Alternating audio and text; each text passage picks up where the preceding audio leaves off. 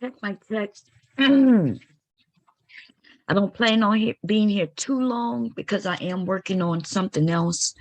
I have a couple of orders for neckties and pocket squares, so I need to get that done. But I did want to talk about the subject that I brought up yesterday in my community tab. Um, I guess when I put up like the little polls, I put the polls up in order to see where everyone is in their thinking. And I know that a lot of people do not even know what welfare is in America. Like, and what, wait, let me restate that. What welfare is in the United States.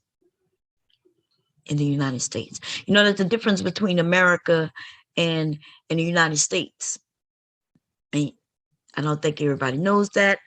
That's why when some people come into our space, in our head, right, by giving us information, it's easy for us to fall for any tricks that they put on the table if we aren't informed. So this is going to be an informational series that I'm going to put together here in 2022. And it's going to be like little short little just things I think we should know, right, as adults. Maybe our children, I think they know it. They end up learning it in school, but then because it's not something that we exercise daily, that's given to us, told to us over and over again, we tend to forget it. So somebody could come along and say some shit like, hey, he isn't even in America. He isn't even from the United States. Well, basically what he said, he's not from America. Somebody said that Obama wasn't from America. And he was right when he said Obama isn't from America. Obama isn't from America. But Obama definitely is a United States, was a United States citizen, right? In case y'all didn't know, we have a couple of states that aren't in America. Okay, America is a location. America is actually a location, right? There's North America and South America. We have a couple of states, though, that are part of the United States that aren't located in America. I just wanted to put that out there because I don't think I know a lot of people didn't know that. When I put that on my Facebook page, maybe about, I don't know, close to 6-7 years ago, people thought I was crazy. People thought I was crazy. I was like, wait a minute. You do know that Alaska is not in the America, right? Alaska isn't in America, and therefore but it is a state. It is a state. Anyway, that's a whole nother conversation. Let's talk about welfare. Let's talk about what is welfare in this country. I guess the easiest way for me to even explain this is, let's talk about other areas. Let's talk about Mexico. Let's talk about Africa, right? Why do people in these areas want to come to the United States? Why y'all think they want to come to the United States? Is it because our air is so great? Is it because that they'll get treated so fairly? Is it because we all holding hands over here singing Kumbaya? Are we over here singing, oh, happy day? No, we're not doing any of that. But why do they want to come to the United States? Why y'all think that is?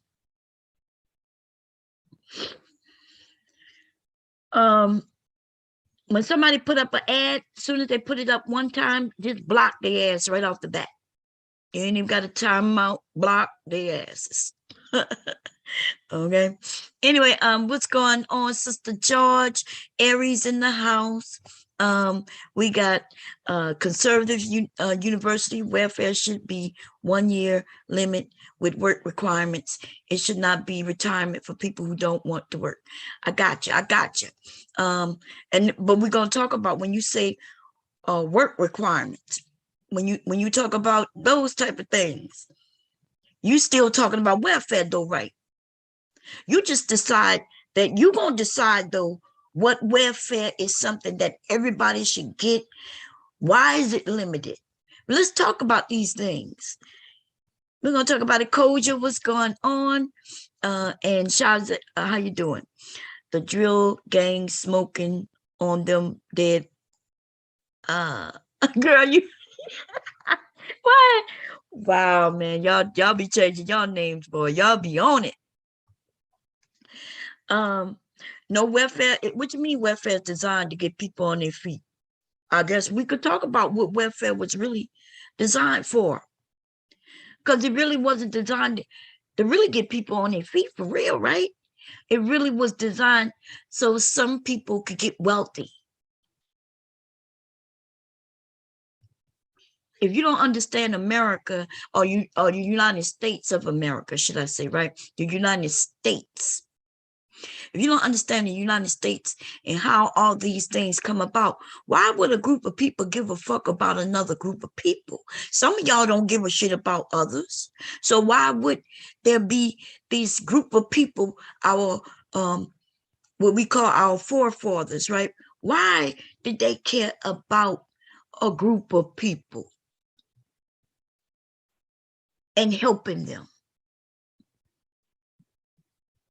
That's what I want to know. So I'm going to ask these questions, and then I want you to think about it, though. I shouldn't have to give you all the answers. In fact, I don't even have all the answers, but I have a lot of questions. We need to think about where our nation was prior to even the Bill of Rights, prior to a lot of things that were put forth. Our Constitution. We need to think about the state of this goddamn nation. And I'm gonna tell you, it was like other areas. There was wealthy people and there was poor people. The haves, the have-nots. Well, what's wrong with that, right? Some of y'all say, hey, work for what you earn. Earn what you have. Earn what you have. And I don't think anybody will fight you for that. Earn what you have. That's how it is in Africa. That's how it is in other of these third world, that we call third world countries. That even now, America or the United States, should I say, will go in and invade and tell them, you're doing wrong. Look at your people. They're over there starving. You're doing wrong. You need to do right by your people. And here in America, what? In America right now, I'm talking about. Just in this area. And who are we to go in and tell other people what to do with their motherfucking people? Because even here, some of you don't give a fuck about others. You really don't. Who is the United States to go and invade other countries and tell them they're not ruling correctly? Why would we even do that? Oh, because there's something beneficial in it for us. We want to control. So, but why do other people want to come to the United States of America? Why y'all think that is? Yeah, welfare. In other countries, they know what welfare is. We are the only motherfuckers who live here and we don't even know what the fuck welfare is. You don't even understand what welfare is. Well, let's talk about it a little bit. let's go through what welfare is, because I noticed that some of y'all like even the smart ones don't even understand what welfare is. I understand that though, because they taught us.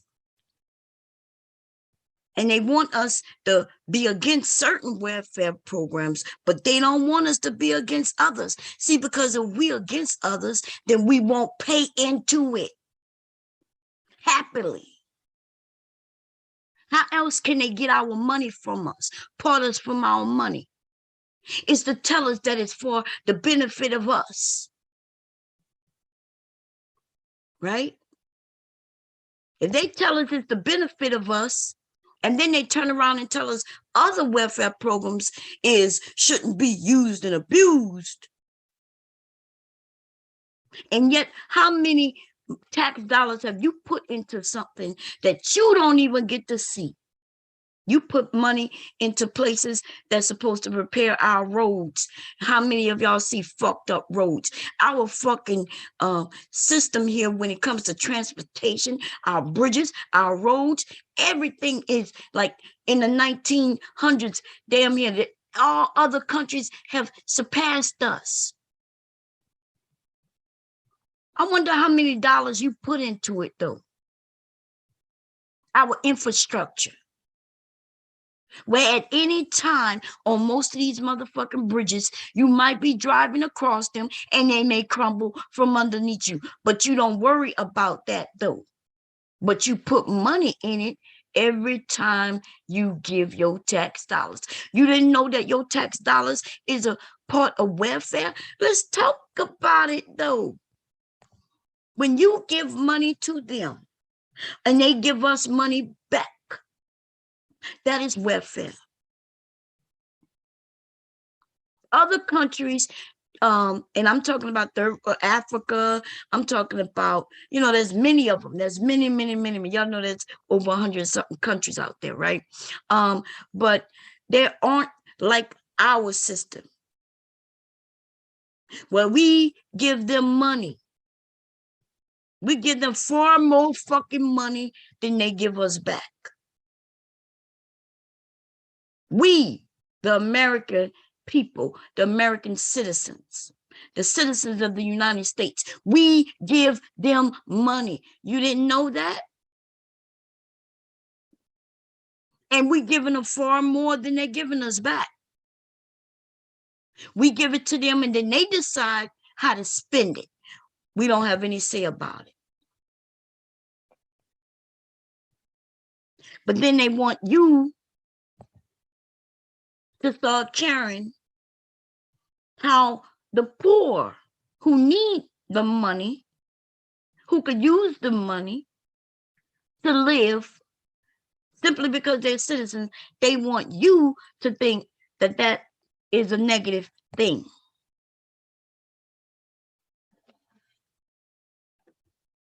Right? But did you know that you accept welfare? Most of us have used welfare in one form or another. Whether your children was on free lunch program. By the way, y'all know how that started. That was the people started that. But see, when the government figured out a way where, oh, let us take over this program and we can increase their taxes. We're going to come out on top. Housing assistance, Social Security, Medicaid, including the Obamacare.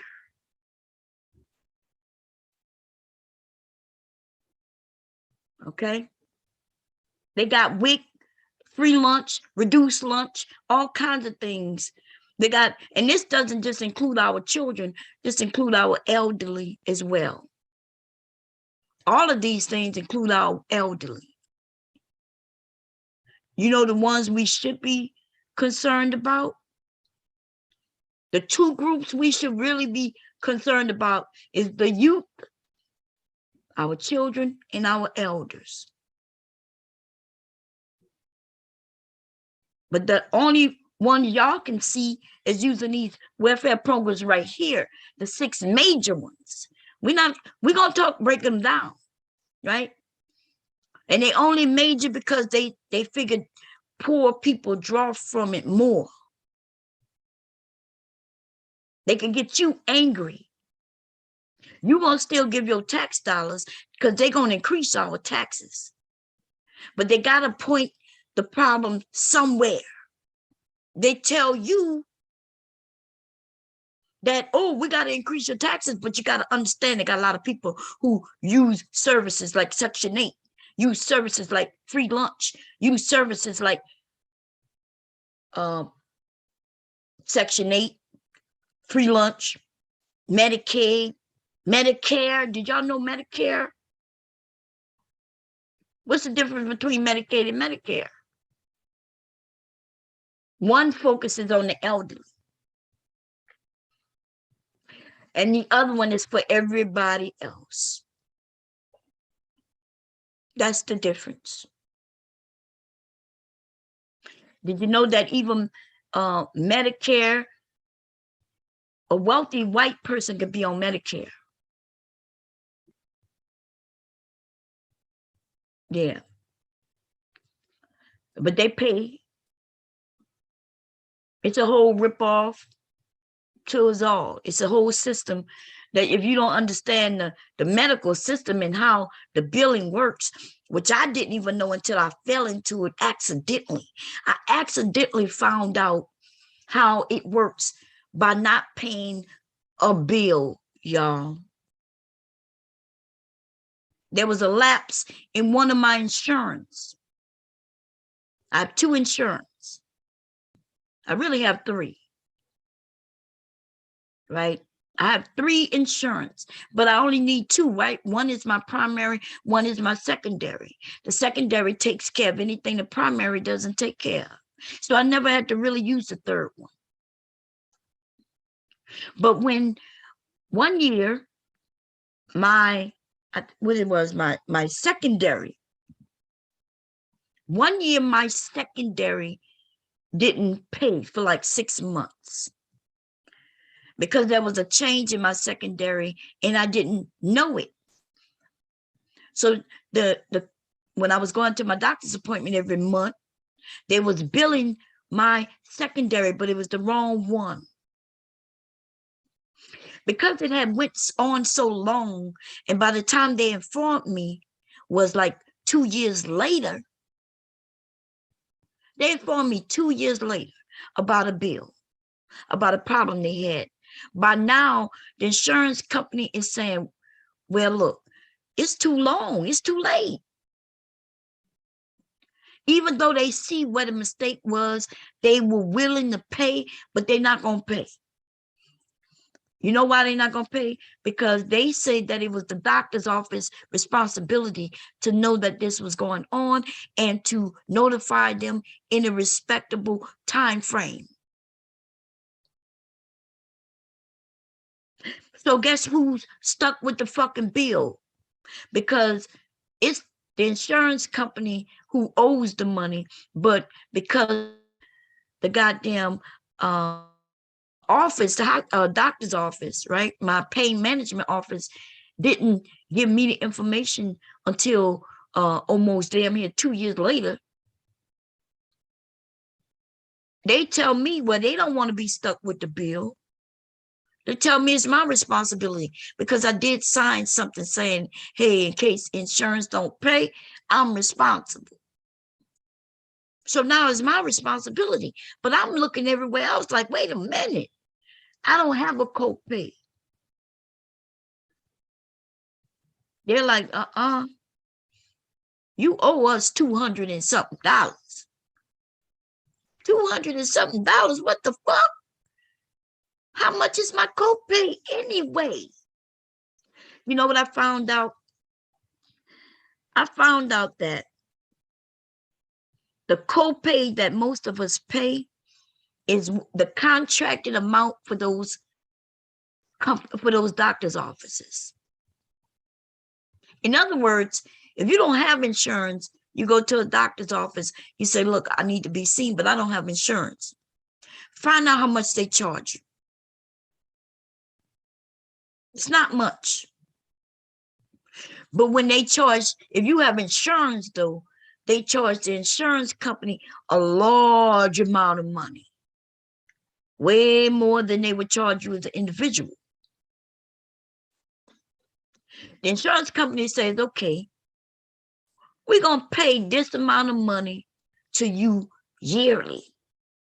As long as you are taking care of our customers, our clients, our customers.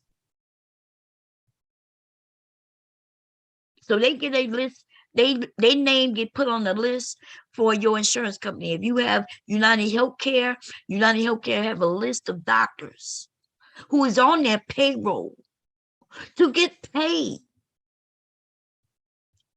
As long as they take United Healthcare customers, they get paid.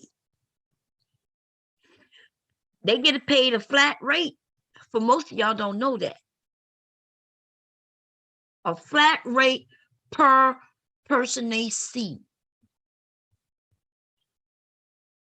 And then they turn around and say, okay, you got a copay. Copay $25. Copay might be $35, might be $50. Did you know your copay is their contracted amount? Why you think the doctor sees so many clients at one time? They're making $24, $25. If your copay is $25, a doctor making $25 for the 10 minutes he may see your ass. I bet you it don't sound so unrealistic now, right? You thought that because he see you, is that worth $100, $200 motherfucking dollars for a visit? The fuck? Why would this man sees you, he ain't do nothing. He may have written a script. Why would that be worth $200 and something a visit? That's what they tell us. They make it seem like it's worth $200. Then the insurance company, you think you paid just your portion of it. Sounds good when all you got to pay out of $200 is $25, right? Sounds great. All you had to pay was $25 out of $200, and you walking around this bitch feeling excited, and you're happy with your insurance company. How much are you paying your insurance company though? See, because I'm not even joking when I say this. My husband pay insurance over $300 per pay period. There are 2 pay periods in a month. My husband is paying upwards $700, $800 a month every month for insurance. So that times, let's say 100,000 people, that's a lot of fucking money. So think about this. You go to the doctor's office, when you're there, you sit in the goddamn waiting room longer than anything.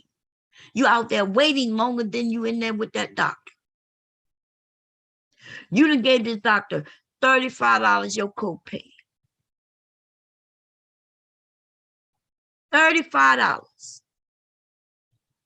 When you got in that office with him, if you time it from the time you stepped in there and he or she walked in, from the time you said hi to them and they sat there to talk to you, time that shit and see how long you in there with them. If you longer than 15 minutes, you're doing good. You're doing way better than me. I see the doctor every month. I'm not even lying. If I'm talking to them for more than 5 minutes, then I'm doing good.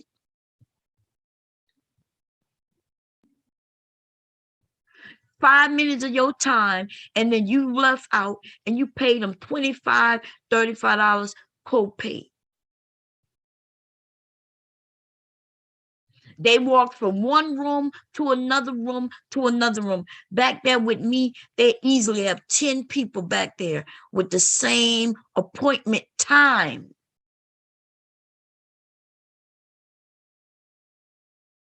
Same appointment time. It's not like I have 15 minutes and then the next person could come in and they got the next 15 minutes. No, there's 10 people with the same time slot. They gonna touch 10 of us in 15 motherfucking minutes. So if they can go through 10 people per doctor in that office, and I'm thinking there's like 3 doctors in that office. Actually, they hired 2 more. Now, in that doctor's office that I'm in, there's 5 doctors. 5 times 10 for every 15 fucking minutes. Some people they're gonna talk to 5 minutes. Some people they're gonna talk for even less than that. And somebody might be in there. It depends on if you're new. The new patients come in, they're there longer. That's why you got to make a new patient appointment, because now they're gonna go through your history. They're gonna sit there with you for about a half hour. They don't even have to take that many new patient appointments. They don't do that every day, right? That might be once a week. That's even if they decide to take new patients. They might not be able to have enough room in there to bring in new patients. But anyway, long story short, think about that. My doctor get to see 10 people in a 15-minute span. And when I walk out, my copay is $25. 25 times 10. Add that shit up. That's how much they've made in a 15-minute that these people are in there. Every 15 minutes. Why would an insurance company have to pay them anything? The incentive of being with an insurance company is that they send you clients. They send them clients. You with Blue Shield, Blue Cross, Blue Shield? Oh, that's one of the nice ones, right? Oh, they're going to send us a lot of clients. Oh, United Healthcare? Oh, shit, we're going to get on their list? Woo, they're going to send us some clients. Oh, shit. We with Cigna? We able to get Cigna to put us on their list too? We are most assured to get nothing but fucking clients. And the insurance company don't have to pay them shit. In fact, I wouldn't even doubt it if they're not kicking back the insurance company some fucking money. Doctors get paid all around the way. They're getting paid for just giving you scripts to certain medications. They're getting kickbacks for that. I know that to be a fact. And the reason I know that to be a fact is I was on a medication. I kept telling the doctor, it doesn't work. He's like, oh, it needs to be in your system for 30 days. I said, okay, well, it's been in my system. You had me on it for 3 months. It's not working. Oh, give it a little more time. What? Give it a little more time for what? What am I giving it a little more time for? That equals kickback. I watched one of my doctors, I was with him, I'm talking about since shit. My youngest is 25, for 25 years. Every month, like clockwork, I went to him for, well, I stopped seeing him 2 years ago when I started pain management. I stopped seeing him monthly, but for like 23 years, I saw this man monthly for 20 something years. And all he did was write me scripts. That's it. And for the most part, I had to request shit. When I learned that I had to request things. Like you fall in with these old ass doctors who graduated medical school 50 years ago. They don't know shit about anything new. That's why today I look for young motherfucking doctors. Look for them young fucking doctors. Somebody who specializes in what you need, and make sure they got a young person with them. They have to be open to listening to the new young generation, because if they not, they don't learn shit. How would they? When they have time to go take a new class. How many of you think these old ass doctors are keeping up with some new shit? They not. There's nothing requiring them to. They have to be open to hiring young people. And then when they start having an ear to the young people, they may learn some new shit that's out there. Ladies, when it comes to our things, which I'm going to talk about next, when it comes to our bodies, our periods, fibroids, and all kinds of issues that we have with pregnancies and things like that, I'm going to talk about that next. That's what I'm doing research on right now. Because there's no fucking way I should have been as uninformed as I was by the time I needed to get a hysterectomy. I blame that on squarely on the fucking doctors. Today, though, with the internet and the information that's at our fingertips, then yes, we got to take some accountability. But back then, y'all, there was no internet. There was no way for me to go and search shit. In fact, not until a doctor mentioned something did I even know what the fuck they was talking about. I never heard of fibroids before. So the first person who mentioned it to me, when he said it, I said, what? And he just kind of made it seem like, oh, well, if she don't know what it is, I'm just going to gloss by it. Because I asked him, like, what is that? Oh, it's nothing, it's nothing important. Nothing for you to worry about. That's what the motherfuckers told me. That's when they were small. That's when they were small. It took about 10 years for them to become a motherfucking issue. By the time they took out my goddamn uterus, 3 of them was the size of baseballs. And 1 of them was the size of a baseball, out of grapefruit, baseball, and 1 that was smaller. I'm going to show you what that looked like later. I'm going to show you what that looked like. I was shocked when I was doing my research and I'm looking, I'm like, God damn, is that what was in me? No wonder my period was so the way it was, the cramps. So we're going to talk about that another time. But anyway, let's get back into this shit. This is what welfare is. They show us the benefits and then they tell us the bill. This is what the government wants us to see. The government says, hey, here is the bill. You see, the pig represents the government. See, Uncle Sam, they had us even call it Uncle Sam. You see how they gave the government a name and made him more like our uncle, right? You see, that's called propaganda. That's called propaganda. I remember knowing about Uncle Sam. Like, I'm going to fight for Uncle Sam. Yes, Uncle Sam is my uncle and he's your uncle too. We're going to fight for Uncle Sam. You know, you're going to get a lot of benefits. Uncle Sam going to help you because you're going to go and fight for Uncle Sam. So this pig represents Uncle Sam. And they're showing us a bill. And they keep telling us about a bill. Oh, we putting America in debt. America in debt. Do y'all know what that debt is? That means that's what we put into our country.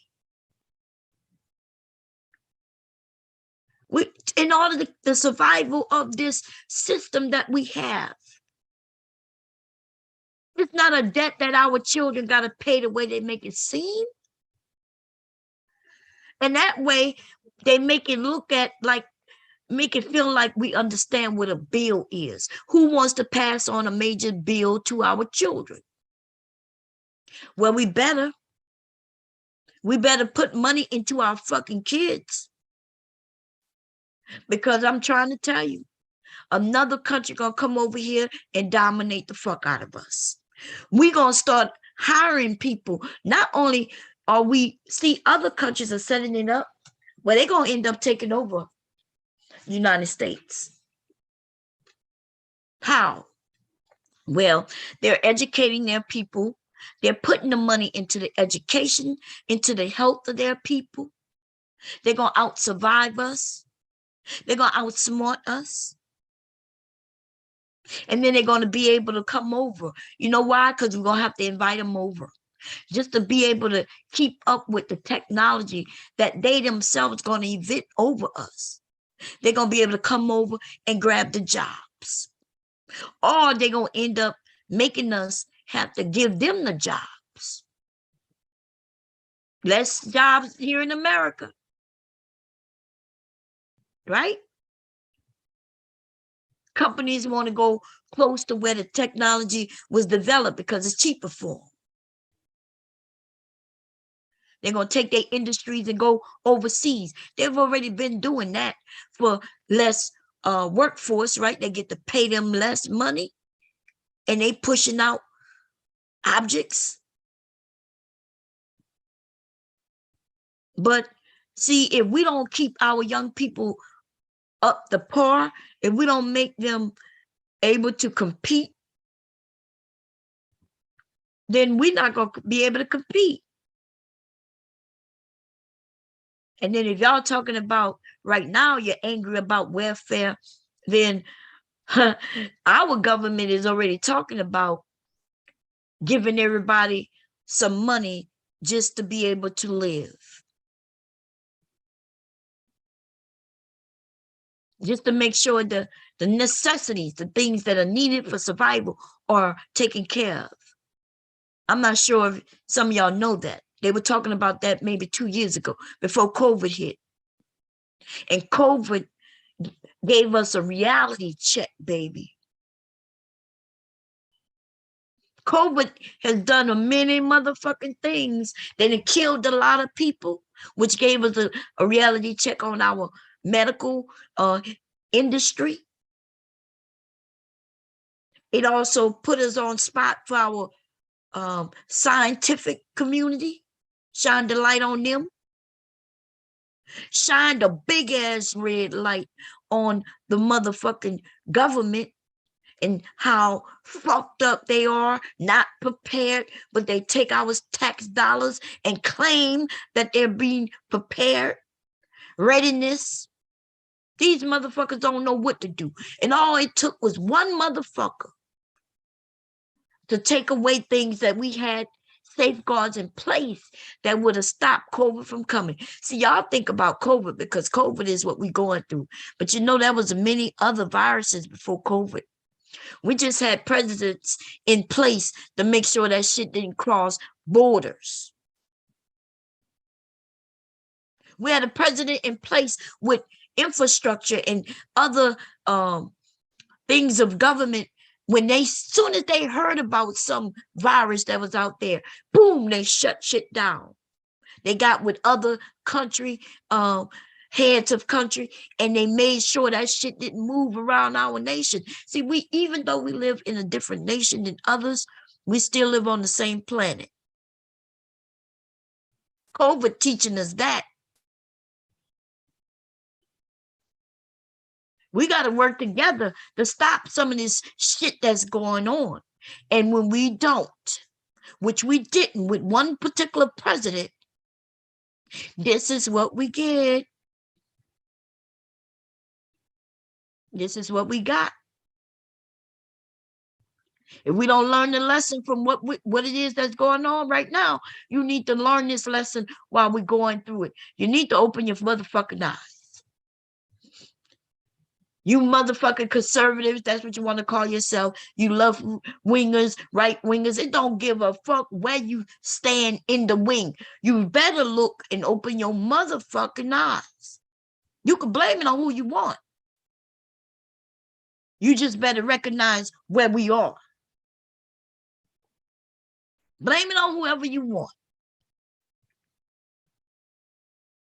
Right? Most of you stand for something you don't even know nothing about. You don't know who you are in this political agenda. You don't even know what they are talking about. You just know what somebody said, who looks like what, and you want to be a part of that. You niggas are worse than the Black Manosphere or even the Manosphere as a whole.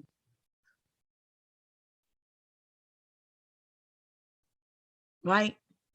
Because you really don't stand for nothing but selfishness. You only care about what you get. And then you don't even care about that because some of you are looking for daddies and mommies. Even when the men say sisterhood, we got lots of women looking for sisterhood, but they're not paying attention to the sisters in the sisterhood. They don't even know the agenda of the sisterhood in which they may be wanting to follow. And then on top of that, it's great to be in a group. It's even great to even have some ideas and things that you want to do.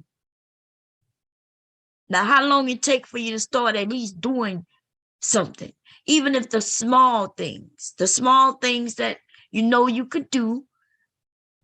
If you don't start doing anything, then you're no different. Right? You're no different. So anyway, this thing where they tell us we putting a debt on our children, well, that debt equals putting into our children. You pour. It's like me being a parent and willing to pay for my children to go to university, go to college, go to tech trade school, or even if I want to help them get on their feet so they can go and get a career or a job. And I say, okay, look, you got until 1 year from today to have established yourself. I'm going to take care of all of this. I'm going to make sure you get fed. I'm going to even make sure you get there and back as long as you wake up in time and do what you need to do. I'm going to flip the bill for that.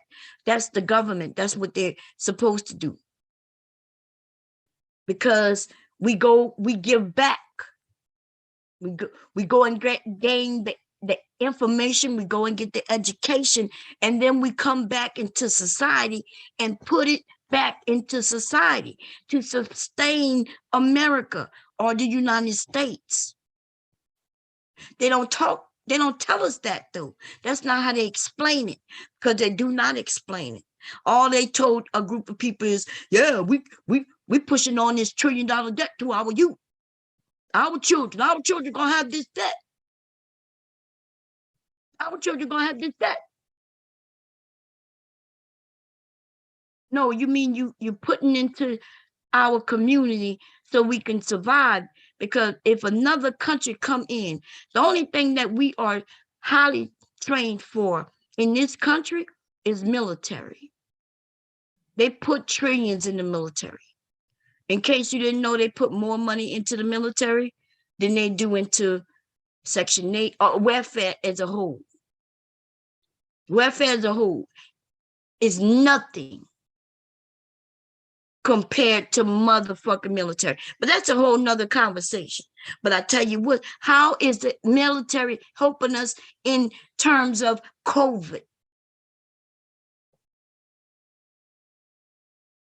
Military, in fact, is not really helpful much at all, except when we want to go fight and take something from somebody. Look what just happened.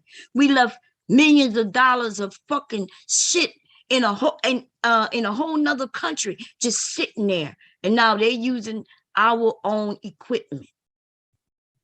And if they decided to come for us, they would surely have our equipment in their arms. It's almost like an idea of, okay, America realized we've been in this war for 20 years for no reason. Let's leave them some equipment so they can come and attack us with it, which will give us another reason to go over there for another 20 years. War is profitable, baby. It's profitable to about 9, 10 major corporations. They make millions, trillions of dollars off it. And we lose American citizens, usually our youthful brothers and sisters, for money. Not money, not oil. It don't even necessarily have to be where we going over there to get oil or their diamonds or they get, it don't matter. Do you not understand? They cannot have nothing to offer us. Because if it looks like they started a war against us, our ass is going to be like, yeah, let's go get them. Let's teach them. And then the industries, those corporations, they going to make millions of dollars. Where you think that money come from? Us. See that little money they giving us at the bottom down there? The benefits, that's our fucking money. That's what that is. It's a small portion of people getting benefits compared to all of those who put in money into the benefits. Even when you get benefits, you pay taxes. Did you not know that? If they gave me $130 a month in cash, what's the percentage of taxes I pay when I go and use this money, when I purchase things? You ever thought about that? They taxing us all kinds of ways, from every which way. We buy something, we pay taxes. They take taxes from us when we get paid. You buy a candy bar, you pay taxes. You buy soda, you pay taxes. You go to a hotel, you pay taxes. Ain't shit you can do without paying taxes. And y'all got the fucking nerve to care about some welfare? Well, let's go through it. Let's talk about it again. What are the things that's considered welfare? First of all, let's go into this. I typed this up, but let's go do it without me typing anything up. Estimate of 2021 welfare spending. $813 billion, right? When we break this down, do y'all not see unemployment? Don't we pay into unemployment?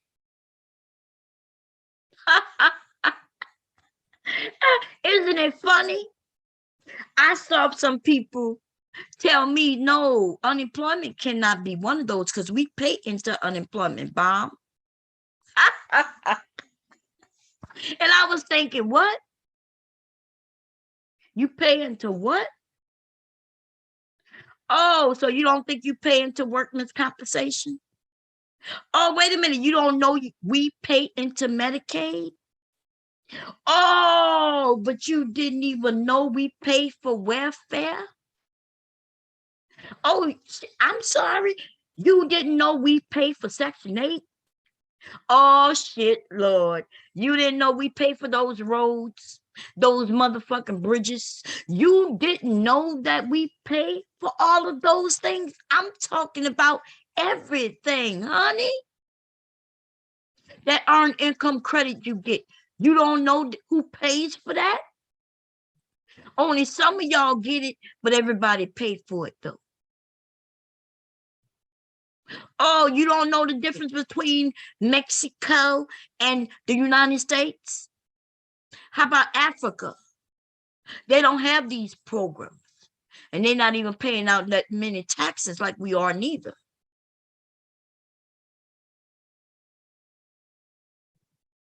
You didn't know? What you mean you don't know?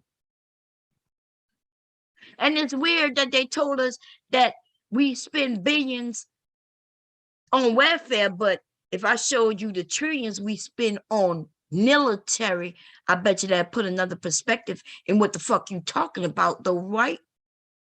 How do you benefit from the military?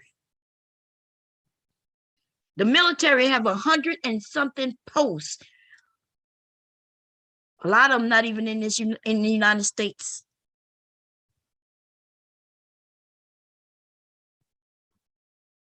We spend millions of dollars just on a helicopter, and your motherfucking ass got the nerve to worry about $1 million being spent on people?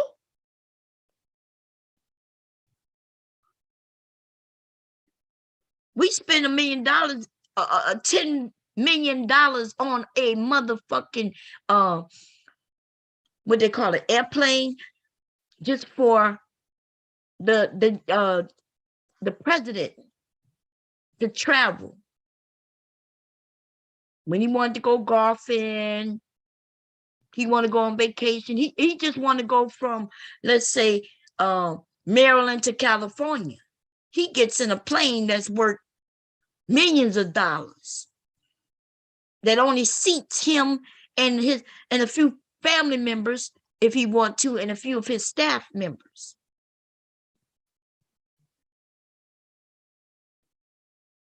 The bunker that they build underneath the White House, we talking about billions of dollars. They was building bunkers in places that we didn't even know about for years. Come to find out, it was only to house a couple of thousand people. And the rest of us, we were just going to have to die. Come to find out, the bunkers wouldn't have sustained. But they put trillions of dollars. We heard the rumors. Some of y'all didn't hear the rumors where they were saying that the government was saying that it cost $1 million for a toilet seat. Everybody knew that it don't cost that for a fucking toilet seat. What, you thought it was a joke? What, you thought they were just saying that? No, that's what was being written down for tax purposes. They were saying that, okay, toilet paper cost them this. We're like, what that toilet paper made of gold? And is that beneficial for wiping your ass? We as American people don't know what we don't know. That's because we don't want to know it, especially today, in today's age. In today's time, there's not much you shouldn't know. You could go back 20 years. All these documents have come to light because that's the way the government is set up. Things have to become public. Now there's the internet, though. Even though there was many documents and things that had to come public, it still wasn't really readily accessible to anybody. Today, you don't even have to leave your home. You can literally Google some shit. You can literally go to Google. Let me do it. Let's see. Let's share the screen. I guess we'll share town. I don't know. This is how quick it is for you to learn some shit. This is how easy it is for you to put in what's considered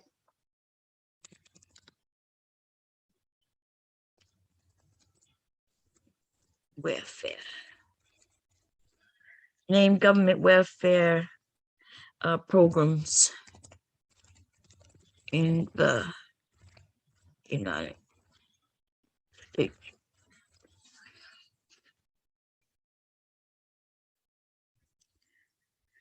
Social Security.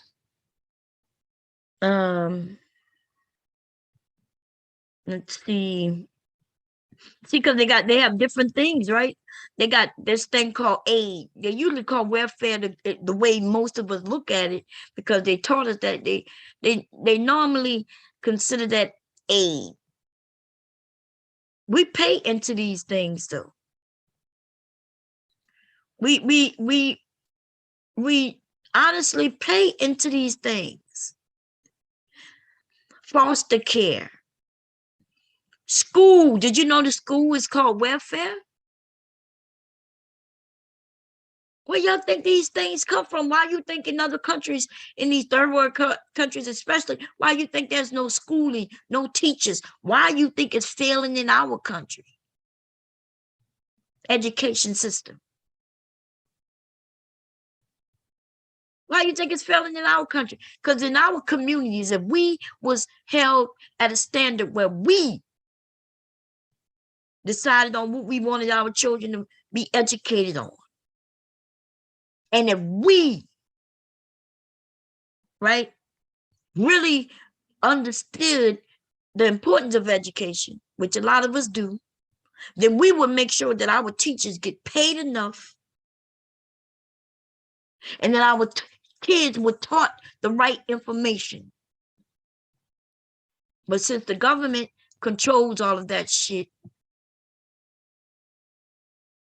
since they control it, that's why we are where we are. Healthcare system, when it's privatized, then okay, they're doing their thing. That's where we mostly want to go, right? Who wants to go to a state hospital? They got a bad reputation just in the motherfucking 90s. Their reputation went real bad when nobody wanted to go to a state-operated hospital. You would surely die. So when they start putting up these, when companies start making their hospitals and paying their people right, and you know, making it beneficial, where instead of people wanting to go to a state hospital, you would definitely want to go to a privatized hospital.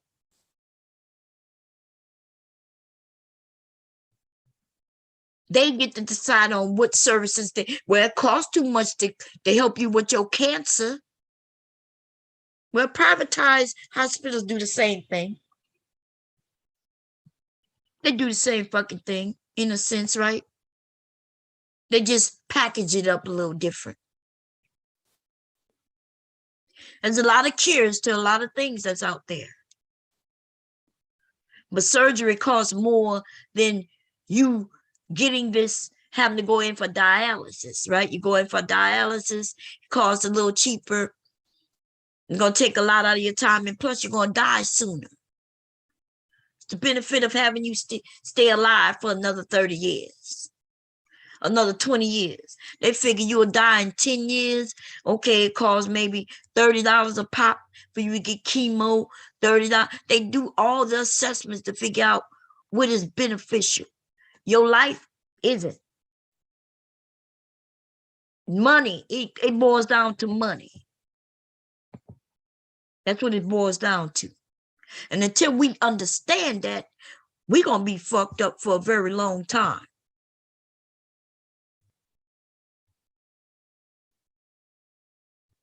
We're going to be fucked up for a very long time. Okay? Remember when I was telling y'all that program when you go in to get help with your rent? So it's called Assistance for the Needy Family. It's called the Needy Family Fund. If y'all ever need to go down and get some assistance, okay? Needy Family Fund. I'll make some calls to see if it's everywhere and things like that. If y'all, or look it up online, y'all. And so when you go down, you go armed with some information so you can get the help you need. And what's wrong with people getting help? Why are we so interested in, we don't care how much they pay for a motherfucking armored tank. We don't even give a fuck that when the war broke out, there was more casualties because the tanks wasn't even able to withstand bullets. How you in a Humvee that can't even withstand bullets? You mean they could shoot through the Humvee and kill me? And you know what our government said? Well, you go to war with the equipment you have. Soldiers was picking up and steel off the ground and stuffing it in their shirts and shit, praying they don't get shot. Y'all gotta look into the goddamn war, because you would be as angry as I am. Am I angry because we went to war? Yeah. Especially since we went to war behind a lie. I'm even more angry that while we was going through war, they was acting like something was happening that wasn't. The soldiers were suffering, but over here they were showing on the news how we were doing so well.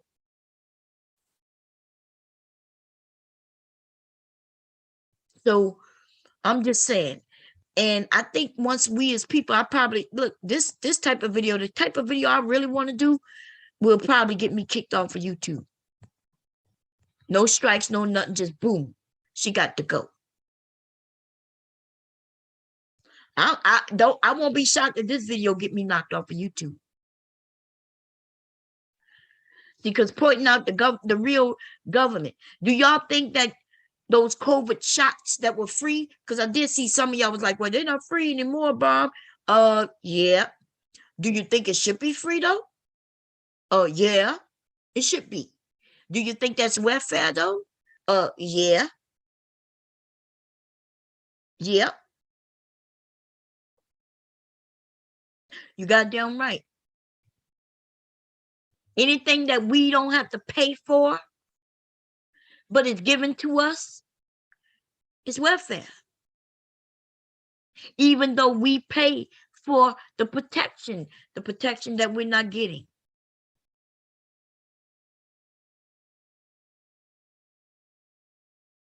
So I'm sorry if they informed you and made it seem like only thing is considered welfare is things that needy, poor, Black and brown people need.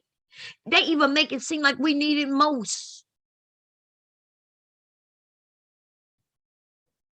They put a picture, they put a visual to welfare programs. And it's Black and brown people.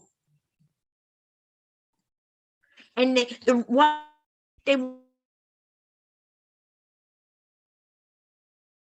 the ones who use it the most, then guess what? Everybody's mindset will be a little different. You wouldn't mind that they helping people to live and survive. You wouldn't be talking about, well, they should only be able to be on it for a short period of time, because you would say they're people and they need to eat. They have families and they need to eat. That's what you would say. They put brown and Black people on it though, and now it needs to be a time restriction. They shouldn't need it. If they need it, they shouldn't need it. So why do they need it? But y'all never even heard of work welfare? Wait a minute. The welfare program. Wait a minute. Let's go look at a few things real quick. Because I posted it. It's like y'all, like some people just don't know, and it's okay that you don't know, but god damn. Will you do at least a little research before you want to punish people? Have you never heard of welfare in the workplace? And what that really means essentially is that there are a lot of working people who actually work every day that still need assistance. Childcare being the most prevalent, right? Especially in today's society.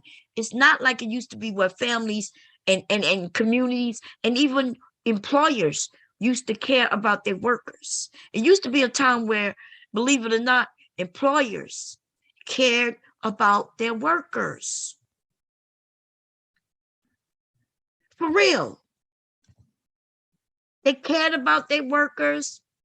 They would end up working, ended up having the dad work there, the brother work there. They may even end up with the wife working there, the in-laws. And there used to be a time where you were like a family. I remember this myself. I remember when the jobs I worked for had Christmas parties and holiday parties and birthday parties. And even if one of your children had a birthday party, like they would allow, you know, if it was somebody who was really known in the business, they would allow the child to come to the job workplace and they will have a little party for them. Like it used to be like that. But somewhere in the 2000s, early 2000s, I saw these things get wiped out.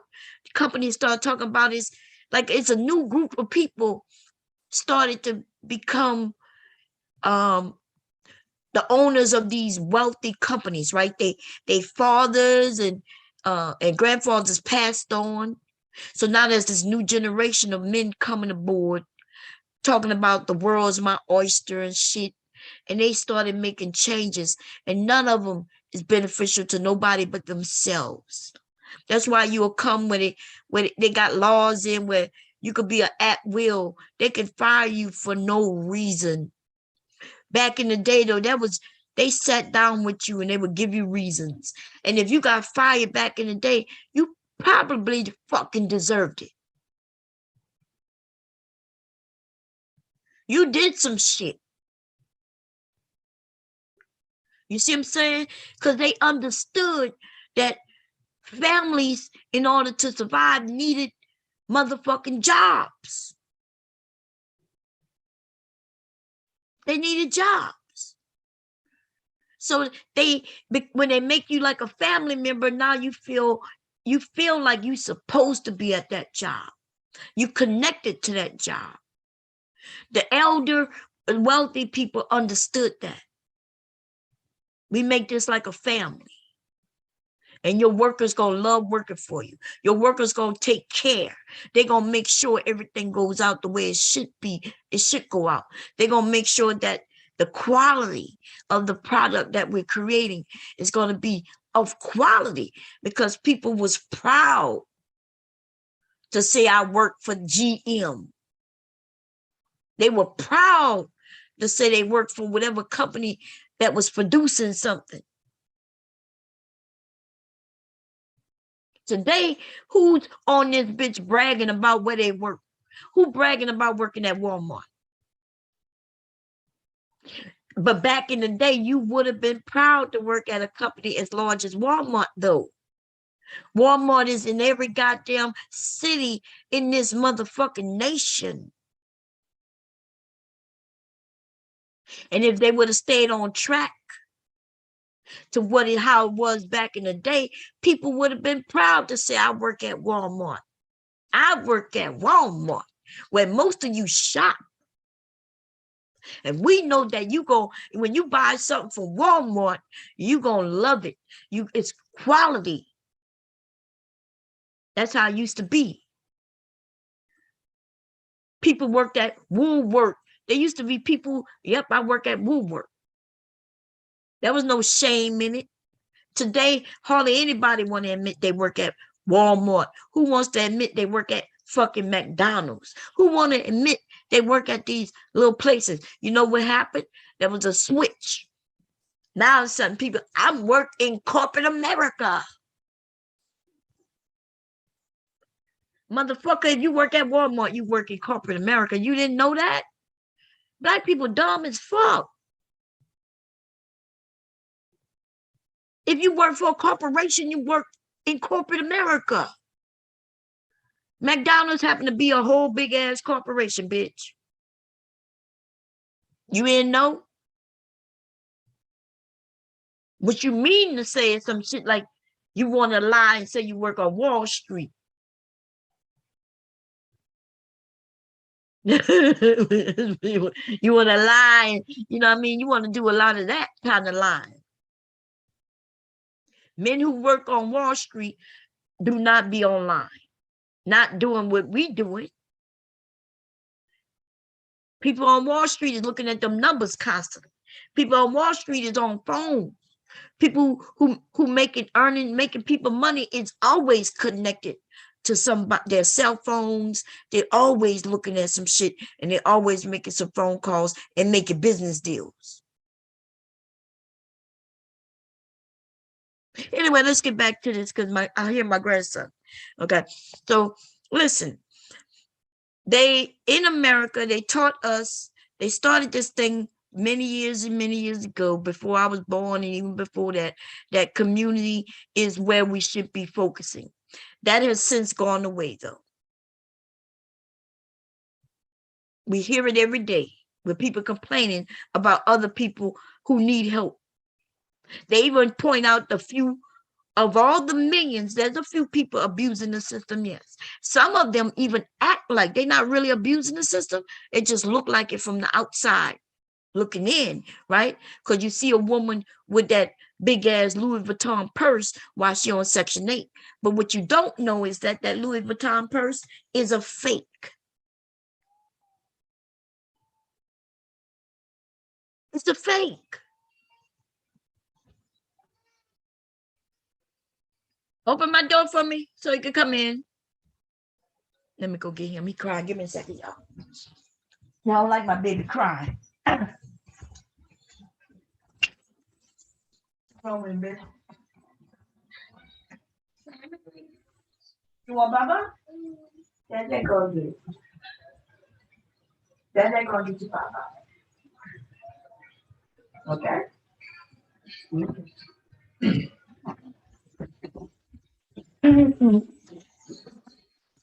Sorry about that, y'all. Y'all know our house is quarantined for COVID. My grandson has COVID. I probably have COVID again. But we got to make some changes. I'm about to lock my house down and make everybody who in here go get that vaccine shot.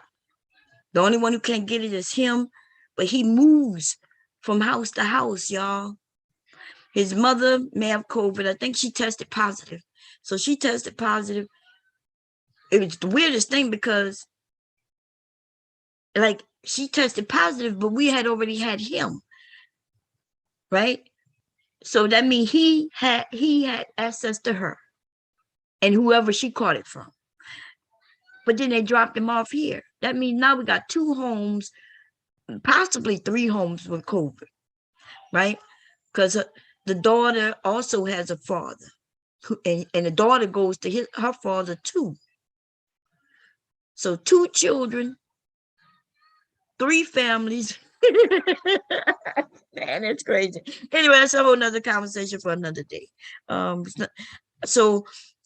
been aching since maybe Monday, and so I'm listen. I probably have COVID again, and it seems like this is a milder. What's wrong, Leaky? I know Leaky got it. Leaky got diarrhea. He had diarrhea since Christmas, changing his diaper every hour, half hour, throwing him in the tub, taking care, you get rashes. Oh, you got it? Okay. I'm gonna close my door. Okay. Let me see.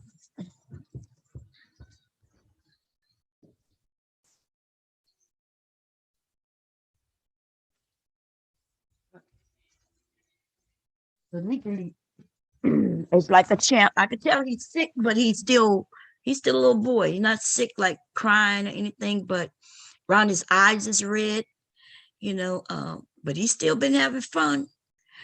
So it seems like the kids seem to be able to deal with it. You know what I mean? So he's a little fussy. He's been a little fussy, a lot fussy, and a lot 2-ish. Because he is 2. It's been a lot of 2-ish, baby. I'm talking about, if y'all don't know what the terrible 2s mean, just one 24-hour period of my day will show you. And some of you probably will not want to have children after I show you a 2-year-old. A 2-year-old with no brothers and sisters in the house, you know what I mean? Legally, I tell him not to do something, he wants to do it even more. Okay. He get his little, I'm gonna do what I want. And then he'll raise his hand up like he gonna hit you. And see, because I don't understand where that come from.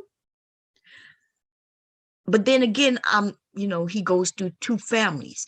I'm not sure if that's just something that, I'm not sure, y'all. I don't want to make no assumptions, but I could tell you that nobody in this household has taught him hitting. Nobody has taught him to hit. So maybe that's innately just something kids do, because nobody is in this household have ever put their hands up and to teach him that.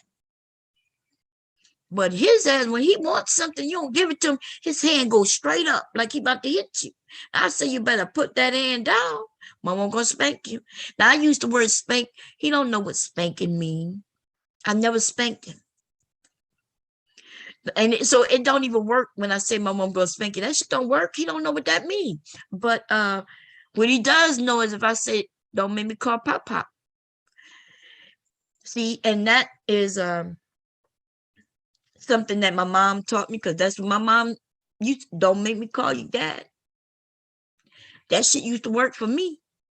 Me telling him, don't make me call you Pop Pop. You want me to tell Pop Pop? No matter what it is. If I say never make me call Pop Pop, he gonna do whatever I told him to do. He's like, no, don't call Pop Pop. Here you go. Oh man. He looks at his Pop Pop as differently than he look at me. He even look at his it could be because he's a boy also. I'm not sure. But yeah, and I keep that, I let him know, yeah, you could play with Pop Pop, but Pop Pop isn't as playful like a woman, it's different. It's different. Anyway, that's another topic for another day for parents. But we're going to talk about welfare again. And I'm going to look in the comments and see what y'all talking about. This is the thing. Some of us are humanitarians, right? We understand that everybody aren't on the same playing field, but there's certain things that everybody should have access to. And that is food, water, a place to stay, safety from the elements and shit like that. A decent place to stay. It don't have to be a wealthy place. It don't have to be a very large place. It just needs to be a safe place, though. Right? Some of us believe that, yes, they should have food. And should it be very wealthy food, expensive food? I mean, I don't think food should be expensive. Now, should we be giving money where they have to go to the restaurant and go to these fancy restaurants? No, but as far as making sure that people get food, enough food to feed the family. I think these things are necessities, because they are necessities. And I think they should, every human being should have that right to be able to at least obtain some food to eat. And I also think it should be healthy food. If the government is saying that fruits and vegetables are very important, then make it to where people can buy and afford fruits and fucking vegetables. Okay, at one point in time, it's cheaper to go get a motherfucking Happy Meal from McDonald's. It's cheaper to go get a 20-piece nugget and share it between two children. Two, even three children, right? 20 pieces. Depending on the age of the child, they may eat 5 nuggets a meal. But see, that's not healthy though. But I tell you what, that $5 you're gonna pay for that 20-piece nugget. In fact, you probably pay $5 to $7 for a 20-piece nugget meal. That means you're gonna get 20 nuggets. You're gonna get this large fry and this large drink. You could share that with 3 children. And see, it shouldn't be that way though. I think if you can, because it's cheaper to do it that way. And so therefore you're going to have families who can't afford to go to the grocery store and buy chicken and pork chops and or whatever, the things that's necessary to cook, it's cheaper for them to go to McDonald's, and that's fucked up.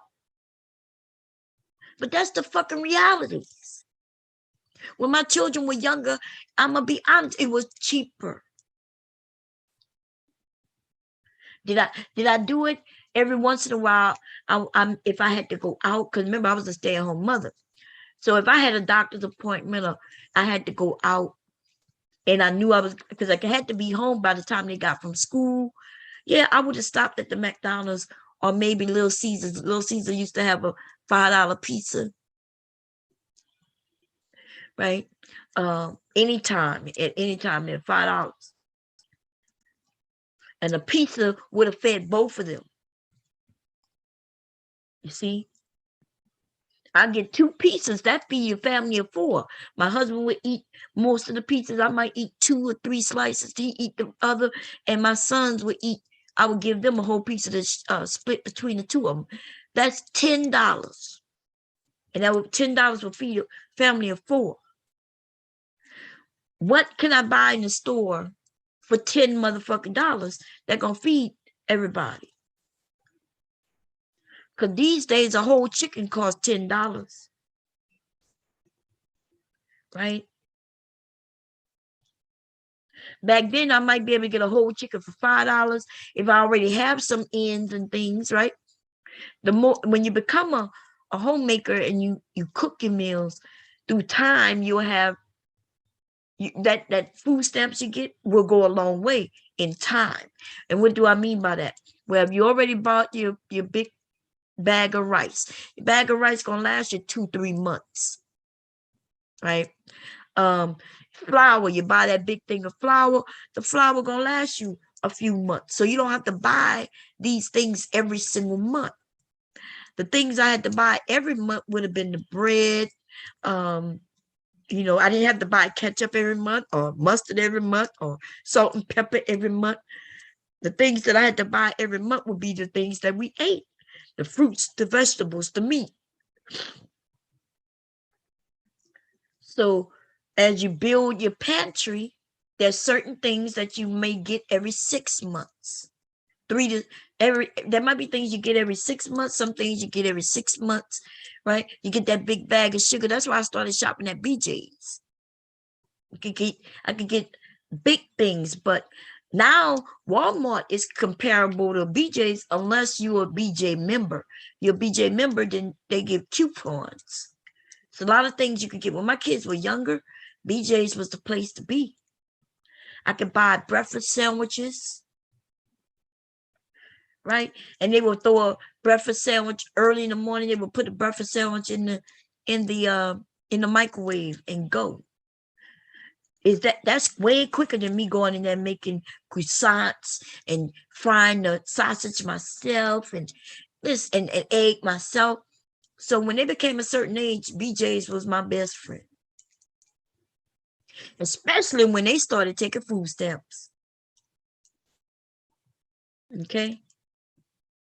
Especially when they started taking food stamps. So I've been on assistance, and no, it wasn't something that I was always on. There in a minute, how you said I can't even say the word. I know the word I want to say, and I don't want to fuck it up. Like there's a lot of words that I just, when I'm about to say it, I just be like, oh, I don't want to fuck that up. Let me just leave it alone. But like, let's say every couple of years, I may have been on assistance for 3 months, right? I think I'm not sure when you go back to certify for certain things, but I think with every quarter, which is every 4 months, no, every 3 months, right? Quarter, 3 months, 3, 6, 9. No, 4 months, every 4 months, 4, 8, 12, 4, 8, 12. Yeah. Okay. So, maybe every 4 months when you go to get research, I wouldn't go back to research because I've gotten back on my feet for whatever reason, right? But yeah, I've gotten assistance. Now, if I needed it for a long period of time, as my children were children, if I needed, I would have stayed on it. In fact, when they were young, I was on WIC. I wasn't always on the food stamps and the food stamps. I was hardly ever on cash assistance. right? In fact, I don't think I ever was on cash assistance. Okay, it's hard to get on cash assistance, and because I was a veteran, but because I'm a veteran, I still could get food stamps, right? Unless my income went above. Okay, and remember, your income isn't just the income you got coming in, but it's also the bills you got going out. So that's how they determine. You, of course, and that's the thing they don't factor in for a large part. If you got a lot of bills coming in for whatever reason, yes, it's a lot, man. It's a lot. But I was on WIC when I was pregnant because I qualified for that. WIC is for the baby. Okay. What else I was on? And by the way, we was in the fucking military. A military motherfucking families are largely on assistance. Are y'all saying that the people who serve in our country, that they should need to get off? Because you need to go look at, y'all don't know the numbers? Y'all need to go look at the fucking numbers. I was in the military and qualified for this shit. My husband was in the military qualifying for this shit. Okay. Anyway, so let's see, let me think. I was on, so I remember being on WIC while pregnant. And I was on WIC even after. WIC is for the babies. So mostly everybody qualified for WIC, unless you're wealthy. If there's a baby in your stomach, they're coming. WIC is not a whole lot of things. Okay. You ain't getting no fancy cereal with no WIC. Y'all know this shit. And a lot of these men know this shit too, because they had girlfriends or their mamas was on WIC. Okay.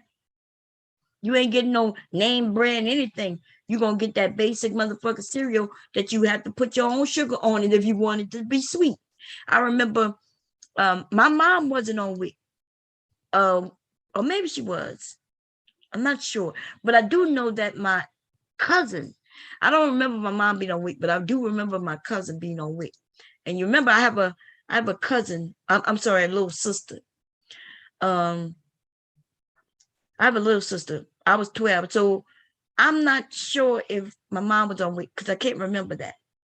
But my cousin, though, she used to get a cereal. Out of all the cereals there were to choose, which wasn't many, she ended up picking King Vitamin. I never had King Vitamin before, but I would go over there and she said that was the best one. So we would get King Vitamin, put a little sugar on it, and shit. Now, mind you, today y'all got way more cereal choices.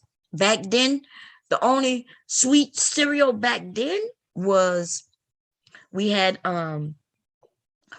Frosted Flakes and with the ones with the round ones, Apple Jacks was out, and the other one that's similar to Apple Jacks but come in different colors, Fruit Loops was out, and I had never had those. Only Frosted Flakes was my favorite and still is my favorite because I grew up with that, right? And all these other Honey Nut Cheerios, all this shit, that shit didn't exist. All these ones that taste like cookies and candies and cakes, that shit didn't exist. Let me tell you something. There was corn flakes and there was Frosted Flakes. That's what I knew. That's what we grew up on. Okay. And if I told you the history behind cornflakes and Frosted Flakes, it's gonna be funny because it is sexual in nature. How these things come about and become real popular. We started making these cereals of breakfast, but that's not the original intent of these cereals. Only in this country do we make certain things breakfast like. You know, in other countries, they eat these things whenever they want to eat them. There's no such thing as breakfast equals this, that, and the third. Okay. But anyway, so anyway, I remember the King Vitamin, and gotten used to them. Little King vitamin, put a little sprinkle, a little sugar on them, and bam, you had cereal, baby. Okay. What else? King, by the time you get that though, I think that was when she was pregnant. The baby comes, they no longer care about her unless she's breastfeeding. I think she did breastfeed. I'm not sure. I can't remember that far back. My cousin who is probably he's definitely in his 30s, probably 40 by now. God damn. I'm just thinking, yes, man, I am 50. So I probably was like, when my cousin went to have a baby, I was supposed to be there to help her. I was young. I wasn't old enough to be there, but because she had said no, I went through the classes with her. And so I'm thinking I probably was like 13, 14. And let me tell you what, because of my cousin is the reason why I made sure not to have babies. Fear works. I am all for whatever works. Y'all want to know why young girls is having babies? It's because they didn't have the fear that I had. The fear didn't come from my mom saying, you don't want to have a baby. No, I saw a video. Went to my the classes with my cousin, and they put a video on of a young woman giving birth. And they showed the head coming out. I'm looking at the film with everybody, right? I'm the youngest one in there. And I was like, oh no. So they showed the part where the baby was coming out, and they had to take the scissors to cut her area open so the head could come out. And I screamed, oh no. That shit engraved in my brain, baby. Every time I thought about being with somebody and them kissing on me and everything getting hot and heated and shit. And oh shit, as soon as he thought about sex and it got that far where, our young brains and shit turned on, first thing come to my mind is baby getting cut down there. Oh, hell no. Mm-mm. No, sorry. You not that dude. You're not special enough for me to go through that. Mm-mm. So if any of you have little girls, wait until she's about 9, 10 years old. Show her the video of a woman like actually giving birth. That might persuade her. It's easy to say you want a baby because you play with baby dolls, right? You ain't got to go get no little girl, no fucking baby doll that cries and shit. Show her a motherfucking video of a woman having a baby. That's it. That's all you got to do. I know that shit worked for me, baby. And even when I was 18, 19, like I told y'all, my husband had to sign a goddamn contract for me to be okay with going through any of that shit. Yeah, it got to be a contract. Now, would the contract have been legally binding? Yeah, I would have went to court with that motherfucker. I would be like, look, he signed this, Your Honor. Before we even had babies, he signed this promising me that he gonna be there. But my husband was already something that made me decide on making him sign some paperwork. But even me marrying him and even being with him is because he assured me, he seemed like the type. He's said it with his mouth. Don't just look at a man and say you look like you're gonna be a good dad. And please do not take his word for it just because he got other kids and all that shit and you see him with him once a week. Don't believe that he's a good dad because of that. A good dad is somebody who in his, who wants to be a good dad. He has a reason why he gonna be there. And I remember when I was dating my husband, the reason I started really dating him, some things he had said and shared about him wanting to be a dad and why he thought it was important. I thought that was very, that is what grabbed me. Okay. When y'all sitting with these men, y'all can look in their faces and they can be what y'all call cute, handsome. Y'all can look in their face and you think, oh, it's picture like. He's so handsome. Okay, see how they get you that. That might get you some handsome kids. Okay. That might be all you get too. If you even get that. These niggas wearing makeup just like women today. But hey, I'm not here to tell you who to like, what to like. I'm just here to tell you that looks is not everything. And if I could be even a little more honest, right? Sometimes we want something that just isn't for us to have. What do I mean by that? What do I mean by that? We see these superstars, basketball players, football players, with money, they become handsome, right? What do I mean by that? He got money to have people taking care of his skin. He has money making sure that his haircut is up to par. He got money. Like while he come from basketball practice, he's able to go sit while he's getting a massage. They're taking care of his hair, his nails, his feet. All of this shit is getting taken care of because he got money. You see? You could take a man who's not that good looking and with money and people helping him, he becomes attractive. And so I see where even these men, the men who now have this wealth and have all these options, I understand the way they feel, because if they're saying like when I was younger, before I had the money, nobody was checking for me. And now he got money and everybody checking for him.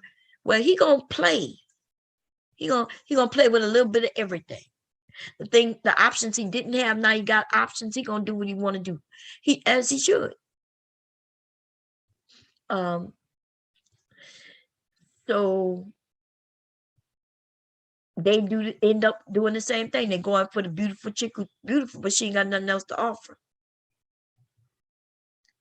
Then we got the women who think they got something to offer, and they're looking for a man who got to have something to offer. And then when we all sit down, neither one of them got anything to offer. And the men are saying, well, if I ain't got nothing to offer, but you ain't got nothing to offer, what make you better than me? That's what the men are saying. The men are saying, well, you ain't got shit neither.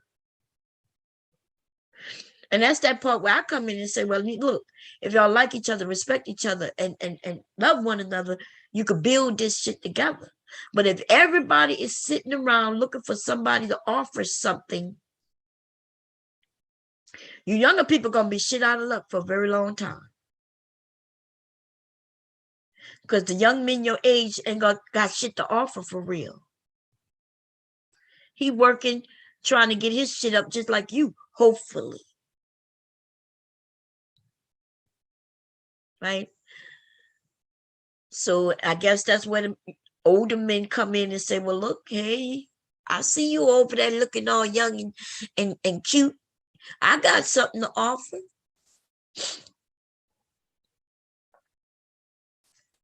And that's where the older men gonna come in and sweep you younger women up. But then he don't have the looks the younger man has. You don't have the looks. He don't have that youthfulness. So I don't know what I don't have no answers, because the only people who could come up with the answers is the people who know what you want. You just need to know what you want and know that looks is subjective also. What I think is cute, you may not. What you think is cute, I may not. Right? I've never looked for a pretty boy.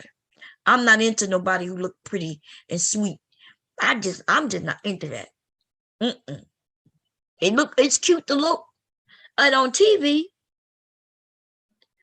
I don't want to be fighting for the mirror when it's time for us to go somewhere. This nigga's on the mirror, tweaking his eyebrows too.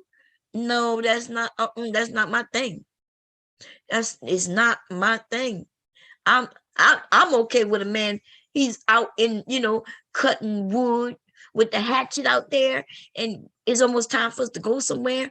And his ass like, I'm like, babe, we got an hour, we gotta leave in an hour. He's still out there. I'm good. What you mean you good? I'm good whenever you're ready.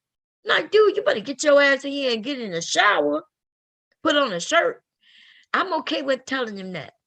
I'm okay with him thinking just him being a man is all it takes.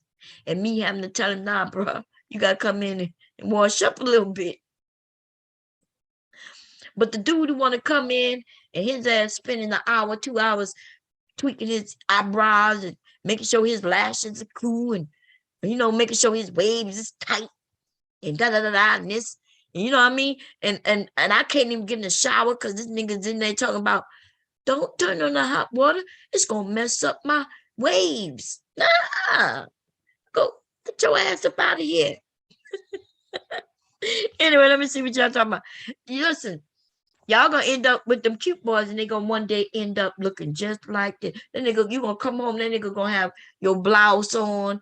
He gonna try to see if he could put on your jeans and your heels. And he gonna be like, honey, he gonna be like, honey, look at this. What you think? Some of y'all gonna be okay with this because y'all gonna see that BMW right there. You're gonna be like, ooh, child, you looking fine. Yes, let's go. Listen, and that's gonna be all good for you for a minute until he come home. You're gonna come home and catch him like one of my cousins caught her husband in a bed with her, who he called his cousin. He told my cousin that his cousin was coming to live with them because his cousin needed a place to stay. And my cousin was all good with it. She was like, oh, yeah, his cousin came over, girl. Yeah, he's staying with us for a short period of time. It ain't no big deal. Next thing I know, she's back at her mama's house talking about she caught him in bed with his cousin. Bitch, that was never his cousin. She didn't know it. But his family told her. I was there. Nobody else heard it. I was only maybe about 16, 17 when she got married. When she met the family, I was over there. The family, the mother and daughter came to the house. So they was preparing for a wedding. Now, she had just met this guy 2 weeks prior. I just heard about him. She's like, yeah, I'm dating this guy named Alfred. Oh, okay. I meet Alfred, and my aunt was one of them ones like this. Let me tell you, my aunt reminds me of, let me put it the other way around. A lot of you on here remind me of my aunt. What do I mean by that? My aunt wasn't focused on anything except what her daughter brought that can benefit the family as a whole. Like to say that her daughter married a guy who owned his own business. Now, he did tell her he owned his own business, a cab business, right? But all he was a cab driver. He owned one car. And I'm not even sure if he owned it, but that's how she was telling. So I remember when my cousin met him, and then 2 weeks later, I go back over, and now they planning the wedding. I'm like, what? Wait a minute. But you just met him. So I asked my cousin, I was like, you pregnant? Oh, no, I'm not pregnant. She even told me they hadn't even had sex yet, girl. They hadn't even had sex yet. I was like, okay, you're not pregnant. It wasn't abnormal not to have sex yet, I guess. I don't know. I was only at the time 16, like I said. So I wasn't having sex, so but I was like, you get pregnant? Why would you be getting married so soon to this dude? Anyway, so the mother and the sister come over and they have on mink, they have on full mink jackets, coats. I'm talking about coats. My aunt is bragging about how this dude has his own business and they wealthy. So she excited. In fact, he bought my cousin a ring. My aunt took him back to the store and had the ring upgraded. The thing is, though, he bought the first ring. When they upgraded the ring he bought to another ring, she bought that. My aunt put it on her credit card. She did that for show. That was for show for the neighbors. She was trying to outdo another neighbor daughter. My uncle was still paying for that wedding, the wedding and the ring for years, like 10 years, 15 years after that wedding, the marriage was over. So anyway, my aunt was more like, yeah, but what he got to offer, and she didn't care about nothing else, but yeah, he got some wealth and blah, blah, blah, blah, blah. Same shit I'm hearing on YouTube with a lot of them women. Overlooking everything else. See, you gonna give, there's things you're gonna give up to get the things you want. You gotta decide which is important. If you want a man with wealth and you hear what these men are saying, you could think it's right or wrong or indifferent. It doesn't matter. You could get with his ass, but he think it's right, and he get him a mistress or cheat on you, and he thinks, well, I buy your house, I buy your clothes. You walking around in Gucci. I'm gonna do what I want to do. Some of these men gonna do that. You're gonna have the marriage, you may even have the things. You're not gonna really have no marriage that you really want unless you're okay with that type of marriage. Kevin Samuels and the things that he say, you see how many men agree with him.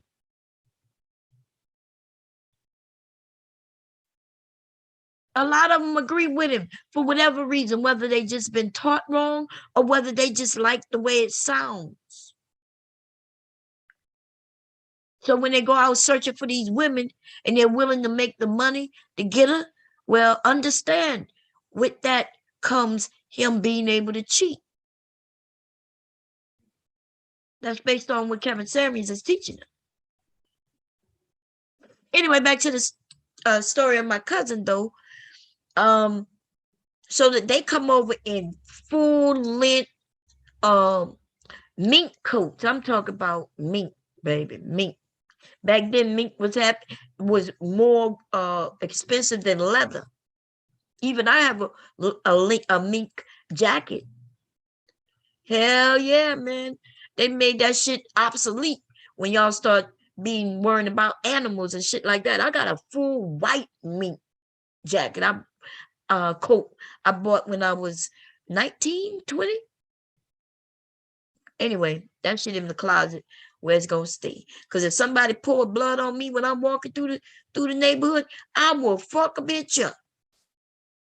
Y'all can look at me all I want. I paid money for it. It's mine. You ain't got to like it, bitch.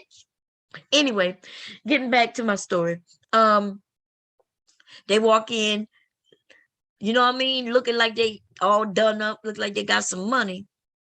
And they was talking, just a regular talking about what they're gonna do for the wedding, where the wedding gonna be, you know, the wedding planning. And the daughter of the mother said, yeah, when he told us he was getting married, we were shocked. And nobody said anything. I'm sitting there, you know, just listening, helping them. My aunt used to do these beads. She was very crafty. My aunt was the crafty one. So when I was over there by her, she would let me help with crafts and shit. So I'm sitting at the table while she's trying to design something that's going to go on the table at the wedding. Right? So that's why I'm sitting there listening, messing with the crafts. And my aunt didn't ask why. Nobody asked why. It's almost like they was trying to warn. Now that I look back at it now. right? Because they said we were shocked when he said he was getting married. Nobody said anything. So then she said, yeah, because Alfred, all his friends are gay. I looked up at them. I looked at my aunt who act like she didn't hear it. I looked at my cousin who didn't think nothing of it. Like they were just chatting it up like it wasn't nothing. I'm like, wait a minute. His own mama and sister just told you that they thought he was gay. That's what that see, even I, as a 16-year-old, knew what was happening. So I'm looking at all the adults. I'm looking at his mama and his sister. They look at me, but I'm a kid. They looking around. I think they was looking back at it. They was trying to hit this off. They was trying to say, hey, I'm not sure if you know, but my son is gay. They literally said we were shocked that he said he was getting married and when it was a girl. We didn't even know he was into girls. All his friends have always been gay.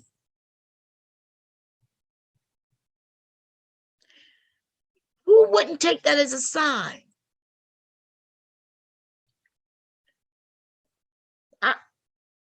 But hey, I tell you what though, I bet you when actually they tried to hide that he got caught with his cousin. They tried to hide it and make it seem like, oh, it just didn't work out. All kinds of shit from that man. Family with secrets, just trying to hide. And why they got the secrets? Because they want to be better than others. When you want to be better than others, you will hide everything. Y'all want to be better than others, you will marry anything that you eventually will have to hide because you still want to be better than others. And so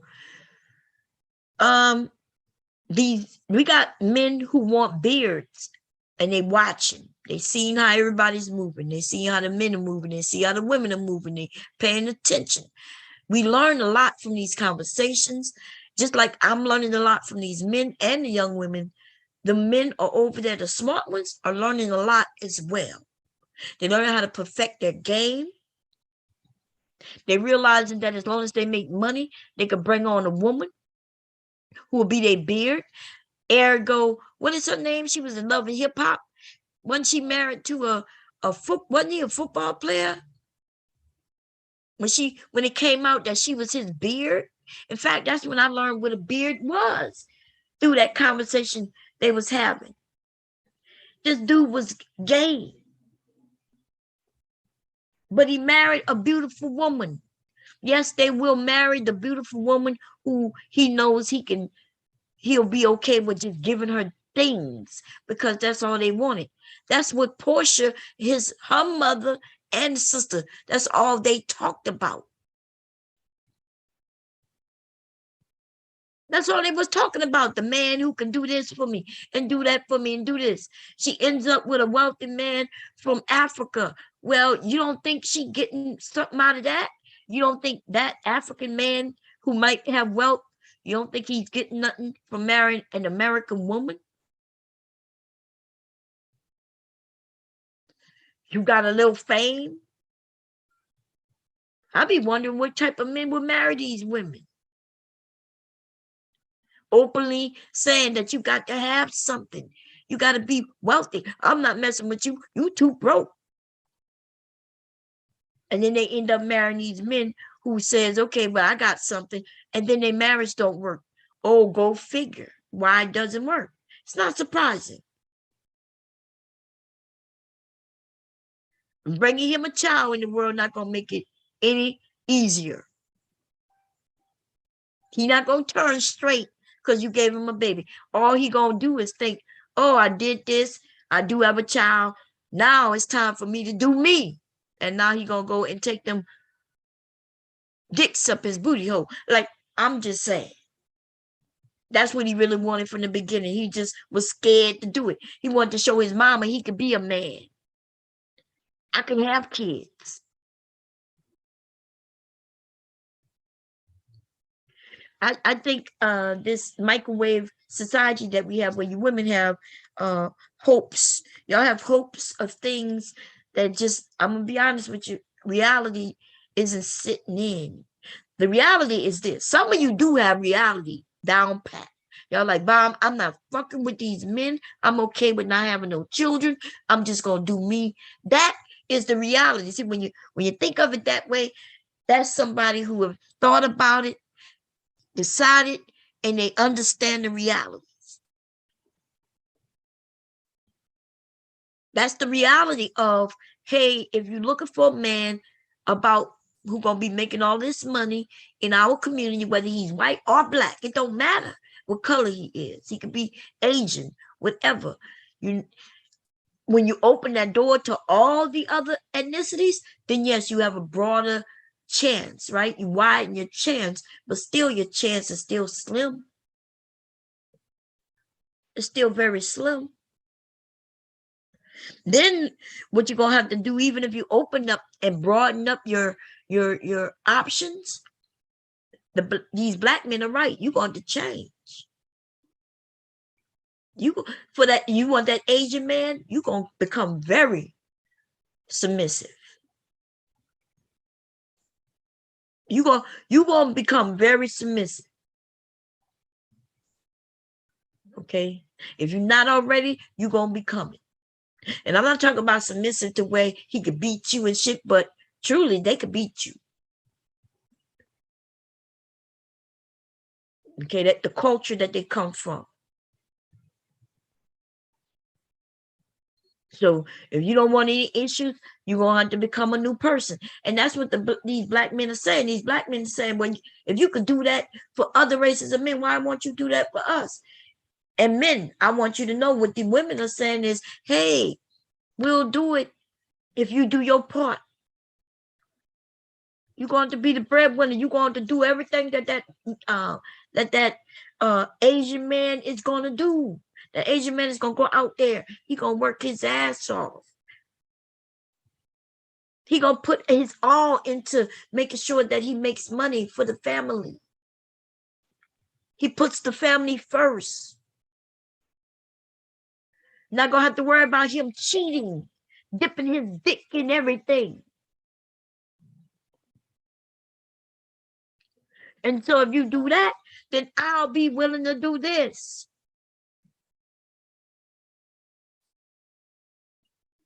When we, for you women who want to go and think about other cultures, I'm not against it at all. Maybe we should do some studies. Maybe I'll invite some men of other cultures to come over and speak, talk about what they expect out of a wife. You know, bring them on so they could, on an educational type of thing. Like, are you even interested in black women? You're going to find that a lot of the young ones are. They're open to it. Just like this is the nation, the world we live in right now. Lots of young people are open to dating whomever. And let's break it down. Well, I'm willing to do that. I think that'll be very beneficial. Okay. Educational, for the most part. Let's learn directly from the horse's mouth what it is that they like to eat, what they like to chew, where they like to live, how they like to work. The facts. Okay. Because it's just, I found when I was doing the research on getting back on the topic at hand, when I was doing research on this, as far as welfare in America and who's doing what, when, and where, right? I found that I couldn't find some of the information that I was looking for because it's embedded in lots of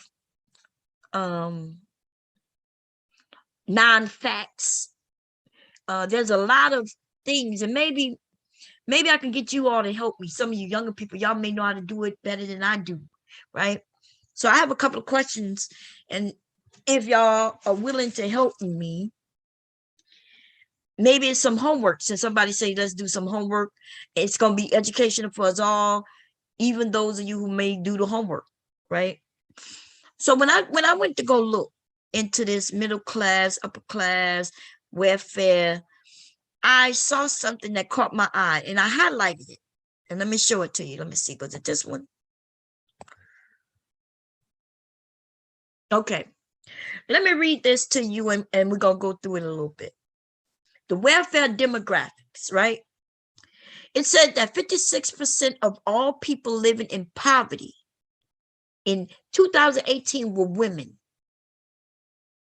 56%. Some of the black men gonna be like, woo, woo, woo, woo.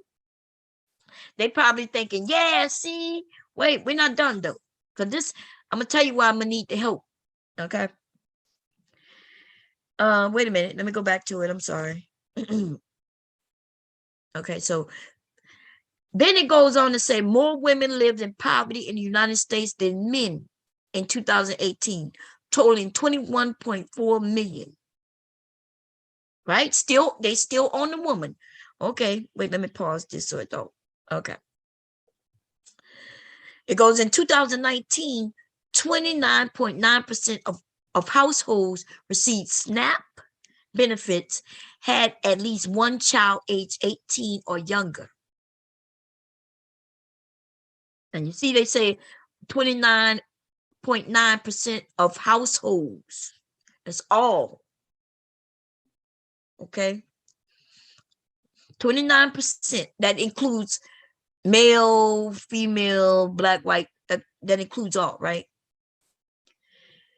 Then it goes into, in 2019, 12.3% of households received SNAP benefits were headed by a female without a spouse. Now think about this. Wait, let me go back. So here between,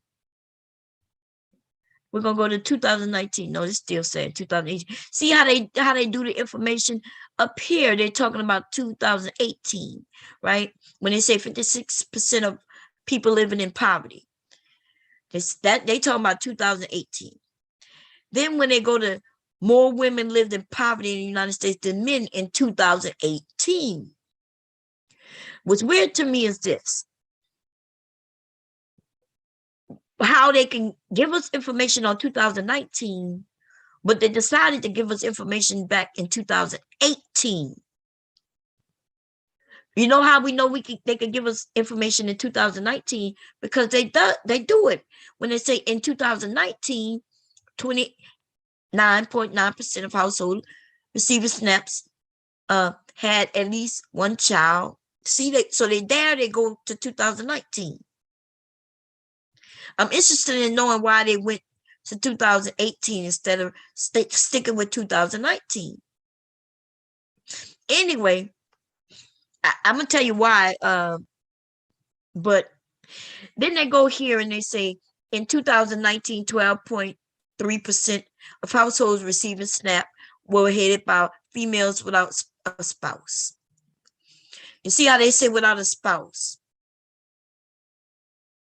That means married. It doesn't mean that she didn't have a man in the household. Okay? Doesn't mean she didn't have a man in the household. It just means that they weren't married. And also, this is the part right here. This is where you men gonna be pissed off.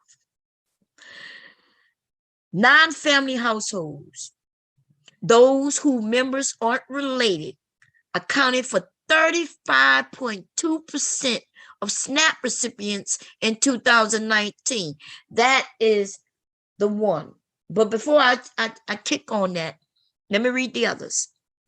25.6% of SNAP households included a disabled person. See, there's a lot of people who have disabled, and so they are getting the most of the money. You see that? The most of the SNAP benefits goes to disabled people, but y'all don't even want to hear that. Disabled people would include the men and the women. And it also includes all ethnicities. Okay. And then they said the number of SNAP households who were headed by a white person was 75.8% in 2019, compared to only 12.5% headed by a black person and 13.6% headed by a Hispanic person. Do y'all understand this? Black people are the least receiving SNAP assistance. It says it right there. Well, I can't make it bigger. Let me see if I can make it bigger. Give me a second.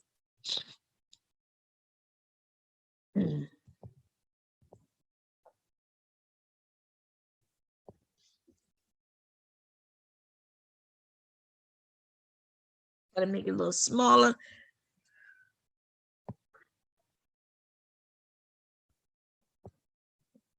The number of SNAP households who were headed by a white person. White person, 75.8% of them. That's a quarter. They're leading in this shit. Of all the SNAP people, SNAP is food stamps, by the way. 75.8. Damn here, 76% were white people. Okay? They were white people. The other 24% was spread out between blacks, Hispanics. I don't think they didn't have many Asians on SNAP. Reason being, most of them don't qualify. So they're talking about people who qualify, right? These are just the people who qualify. They got a lot of Latinos out there or Hispanics who don't qualify because they're not from the United States. So they don't get the milk, the benefits. But there's 13.6, which is 14%. 14% headed by Hispanics and 13% headed by black people. Whether they're male or female. We the least who get SNAP benefits. We the least. We the least that getting everything. We are the least. They show us. How is it that when you think about benefits, Section 8, welfare, food stamps, why is it that we automatically go to a black person, a black woman in particular? When we know that the person who's heading the charge with that is white people. And that's why to somebody in the chat said that you should only be on in a short period of time. You're going to find way more white people who've been on Section 8 all of their fucking lives. You're going to find way more of them than us. Because if it was the other way around, they would have limitations. They would. Now, let's get back to this, to the blackness, right? So non-family households whose members aren't related accounts for 35.2%. Now, this is important for various reasons. It's important because it brings in another issue within our community. There are non-family households who get food stamps and welfare checks and other social services, or should I say welfare, forms of welfare that they get.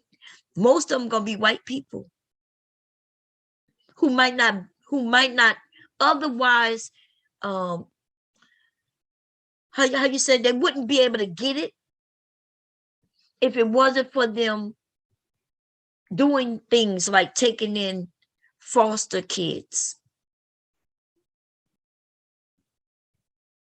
They take in others. But foster kids, in this case, that's what this means for the most part, non-family households. That means they're not your family. They're not your aunt, not your uncle, not your grandma and your grandpa. These are people who are not your family. Why would they be able to get assistance for you? Because you're a foster child. And it may be a foster child legally through the foster care system, or it may be a foster child where they allow you to come in, stay in the house. You might be just a friend of their child who come over every so often, but they recognize that you're homeless.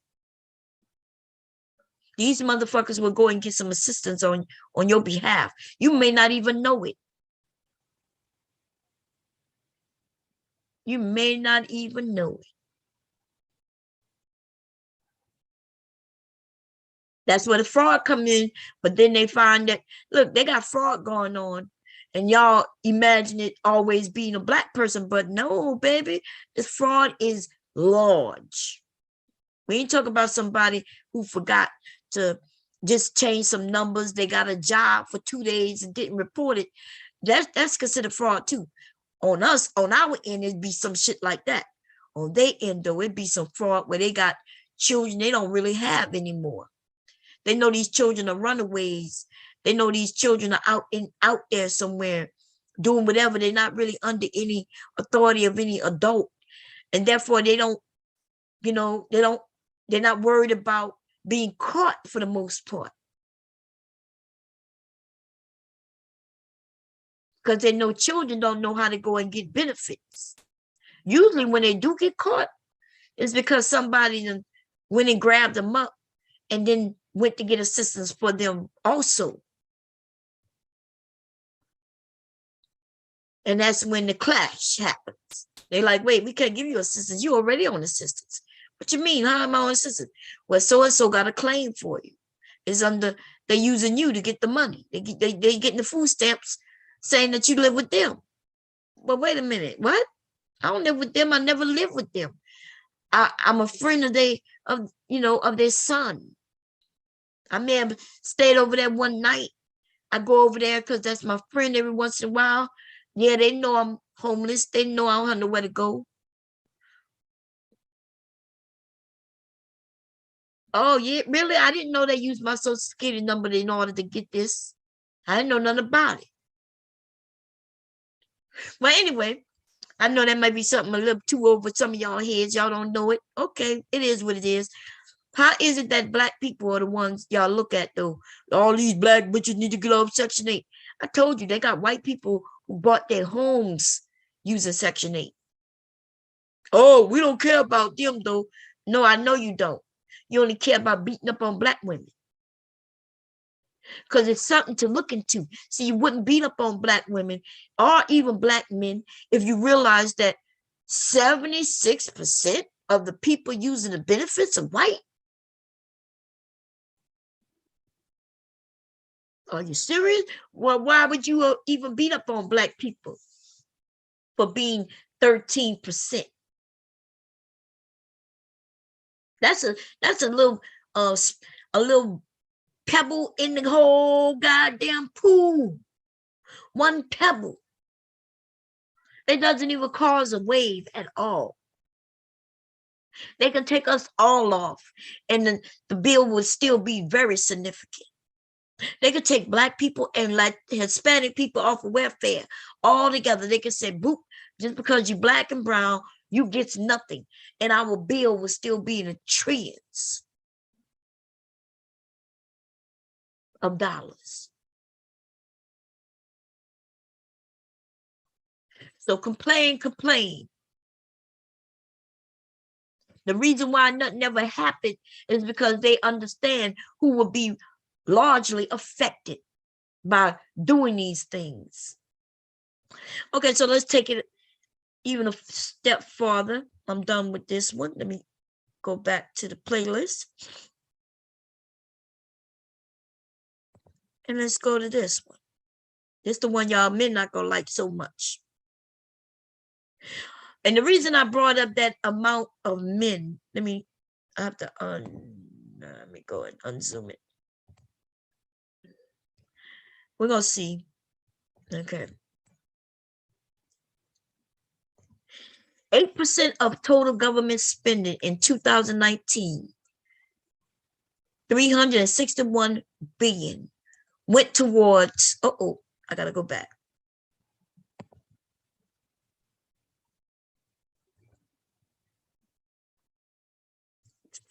Right here. Stop. Went towards welfare programs in 2019. Okay.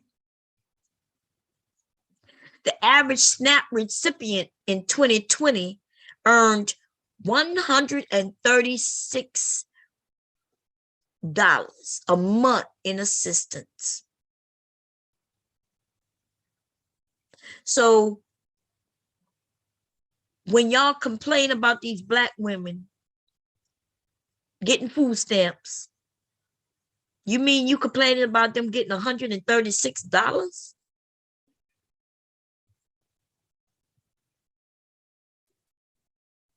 You complaining about anybody getting $136, not even in dollars, but in food stamps, which I guess equates dollars. Around 38,000. I'm gonna just put it at 30. Yeah, round it up. Still 38,000, right? Oh, no. I think that's wow, 38. Is it 38 million? Yeah, 38 million. I was looking at all them numbers. 38 million people participated in SNAP in 2020. Okay. 38 million. Remember, 38 million, 75% of those 76% of that 38 million are white people. These are real numbers. See how they gave us an exact fucking number? I need y'all to understand this. They gave us an exact number. Let me see if I can image and zoom in. See, when they give us an exact number like that, this is not percentages, honey. This is real data. The welfare system knows everybody who's a part of it. You got to give them a name. You got to give them your social security number. You got to give them for everybody who's on assistance. There is real data to be had. So this is a real number. When they start dealing with percentages, they just told us 75% of people on assistance is white people. You know why you all think it's mostly Black people? Because then what they'll do is they'll say, well, other than 75% of white people on assistance, let's look at the community or our nation as a whole. And since there are more white people than Black people, and we start breaking this down, we'll just be able to say and make it look like there's more Black people on assistance than whites. That don't make sense to nobody. Real data is real data. You don't need percentages when you have access to real data. When you have access to the real numbers, why would you use percentages? Unless you're trying to make it look like something that it's not. You want it to look like Black people are the ones benefiting from food stamps. So you're able to then switch it around, word it, reword it. And although it's not a lie the way they word it, it just makes no sense. They know it makes no sense, but they know they could put it out there and dumb motherfuckers will listen to it. But I gave you the real, when they say 75.6 white people are the recipients of SNAP, those are real data. That's the real data. What does it matter how many people, white people in the United States of America? What does that have to do with how many people are using the service? What does that have to do with anything? Who's using the service? Tell us who's using the service.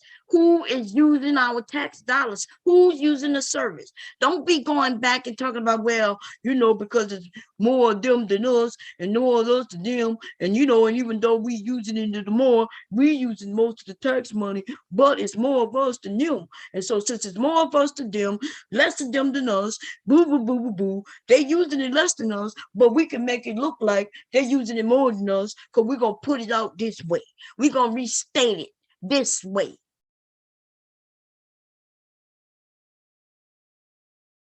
That's all they did. Tell me, why does it matter how many white people are in our community? When it comes to when we want to know who's using the service. How many, how does it matter how many white people are out in the community if all we want to know is how many people raped somebody, how many people murdered somebody, how many people intentionally committed a crime, how many people robbed somebody, how many, what does it matter how many people in society?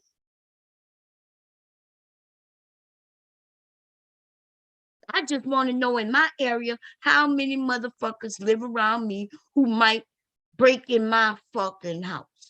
I don't even give a fuck what color they are. Oh, there's 600 thieves in my county.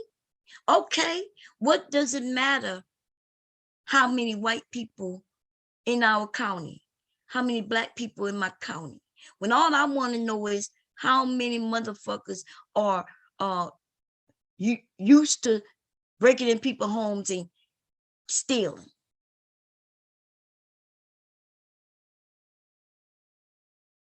So when we talking about our tax dollars, why do we care how many white people are out there? Just tell me who using this service. And since you want to break it down to color, because I really don't care if you're white, black, Asian, Latino, Hispanic using the service, just tell me who using the service. How many using the service?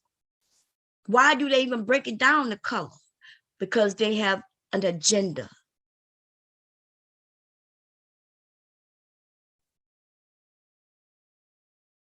If the service is needed, the service is needed. But why do we need to know the color of the people using it? And if the number of white people, if it is so much higher, in order for that to look better or be negative on the other races of people, they have to then start saying, well, it's more of us out here. If it's more of you out there, why don't you just simply say, boom, this is how many American citizens are using our service? That's all you got to do. Hey, this is how many people using the service. They are American citizens and they should be able to access the service. That's it. But nah, though.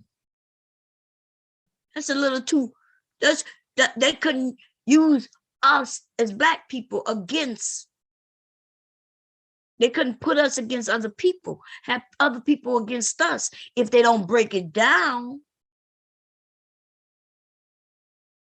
If you want to be angry at somebody, motherfucker, why don't you be angry at your own, though? And that's the deal with the white people who want to claim that, yeah, them black people using too much service. But now let's get on these motherfucking niggas, though, these men.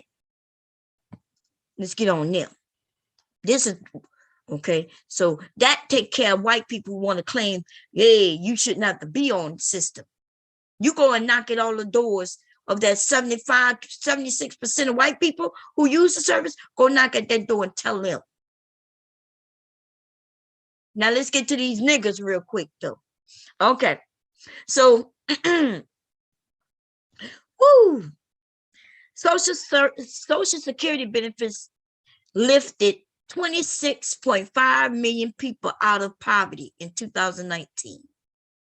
Social Security benefits alone, with among other things.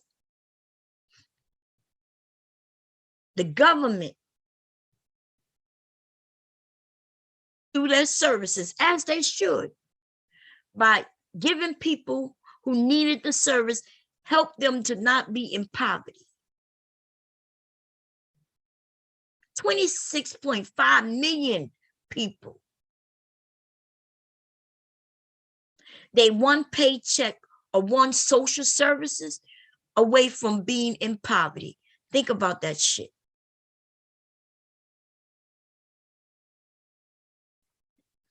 And then think about what group of people are largely denied benefits.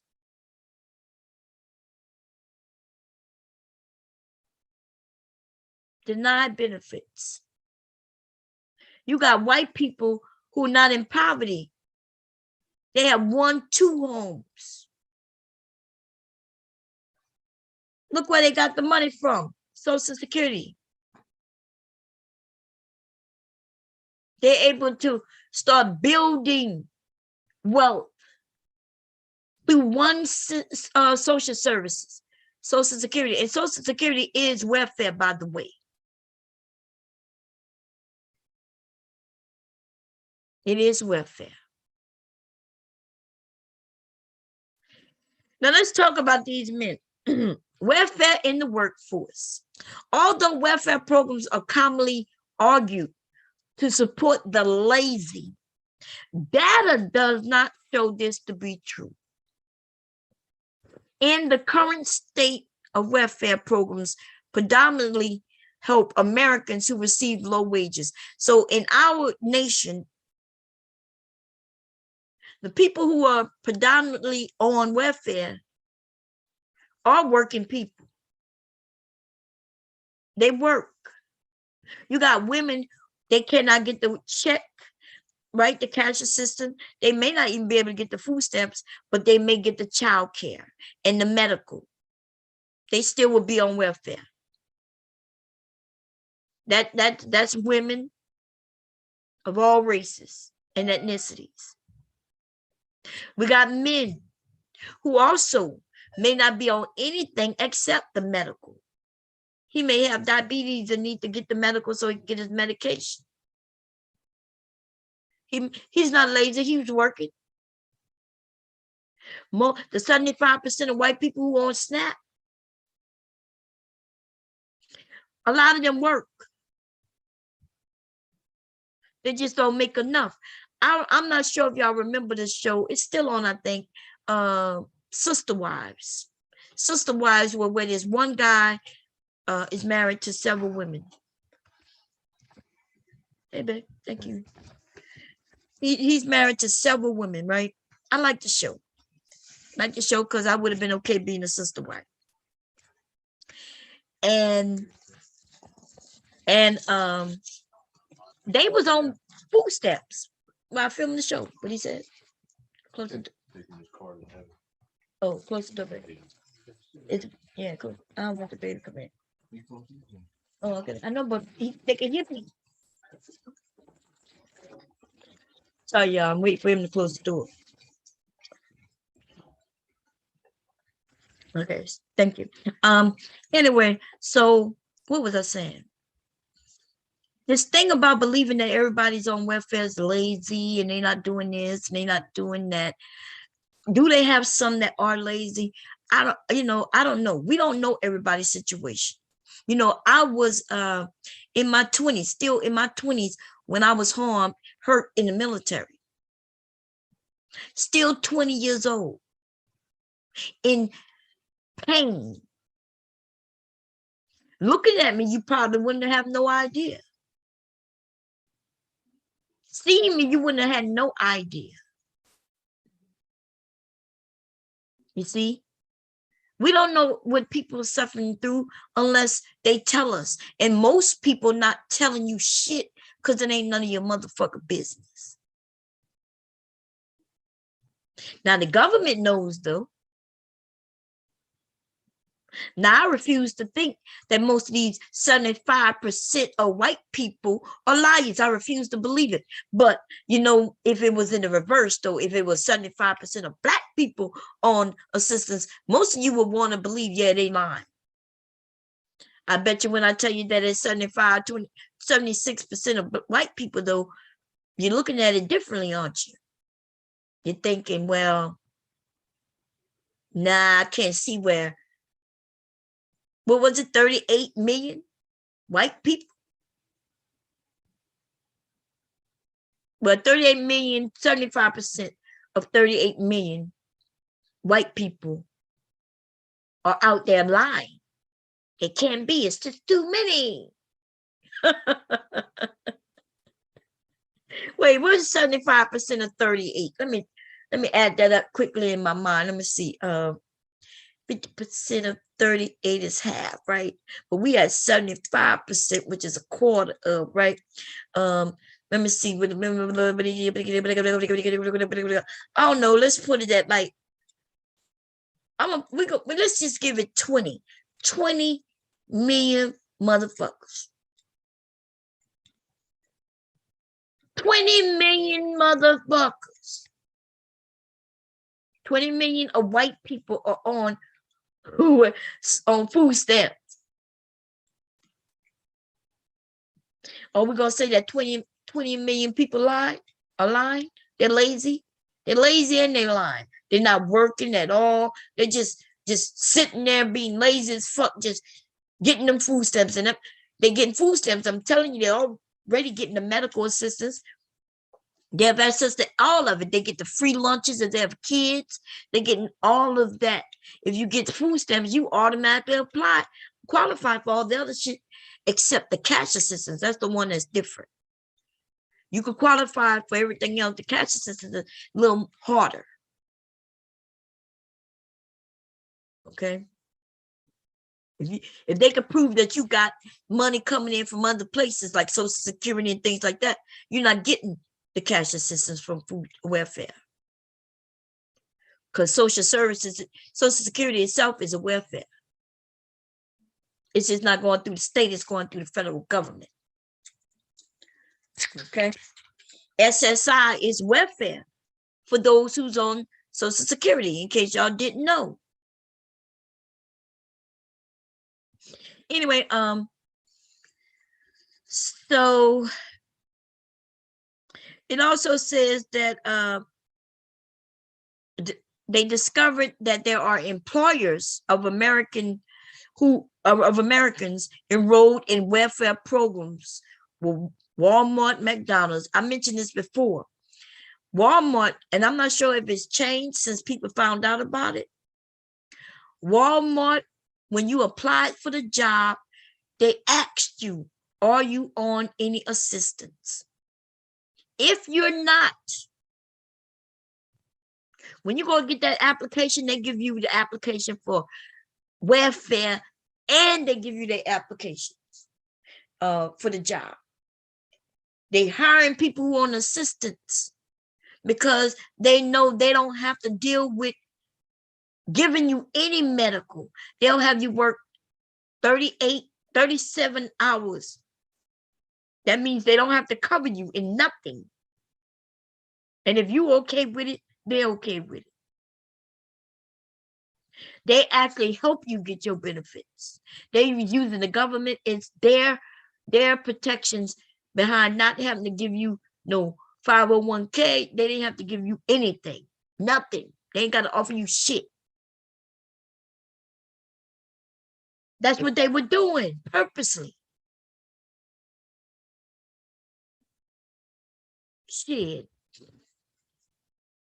Anyway, let's see what else I want to share before, because I'm not gonna be on here too long. I have some sewing to do. I'm gonna look at the chat in a minute, but there's something I wanted to hit with the men. Let's see. Here we go. Let me go back to the Zoom and pick it up. Just under 70% of men are in the workforce, either in a job or looking for one, compared to nearly 87% in 1940s, when they started measuring that stat, right? Men not even looking for jobs anymore. They're not getting jobs. The decline is particularly evident among lower income Black men, who typically have less education, according to the Brookings Institution. This is in part because many positions today require more than just high school diplomas and skills that most of these men don't have. These days, the Trump administration and Republican leaders are once again looking to overhaul government assistance. Like somebody came in the chat earlier. Yeah, get them off, get them off, get them off. Because Trump is just like most Americans. He fell for the propaganda where he believes that Black people are the ones mostly on assistance. So when he came into the office, he's put some things in play that affects you Black men. And ladies, I need y'all to listen to me when I say this, because I think this is why these men are angry. Several years back, and they don't even know who put it in play. They don't even understand why mostly Black women, it looks to be that we're on assistance. They don't understand how this shit works. But mainly, even in my parents' day, my grandparents' day, which I don't think they really had assistance back when they were younger, but especially for Black people. But there was a time when a woman who goes to the Social Security office or even the welfare office, men don't typically do that unless he's a single man. If he lives with his mother even go down there for him. If he's married and they having some issues, he doesn't break his pride and break his, we have to go. We the ones who seem to be okay with going down there in order to benefit our family, to make sure everybody eat. So even if I went down there, let's say, y'all know I have 2 sons, right? Let's say my husband wasn't here and it's me, my 2 sons. I go down, I apply. I'm putting everybody who I want to be on the what you call them. I put down myself, my age, my Social Security number. I then put my 2 sons, their age, their Social Security number. I can do that because we're all in the same household. The actual claim is me. They're recipients. They can go down and do it themselves, but most men don't though. Even if I was going and I put me on the application, I put them, I decide, okay, I make too much, so I don't even put myself on it. I do the application. I might try to apply. I might get Medicaid. With my income, I might not get I make too much, but I might still be able to get the Medicaid.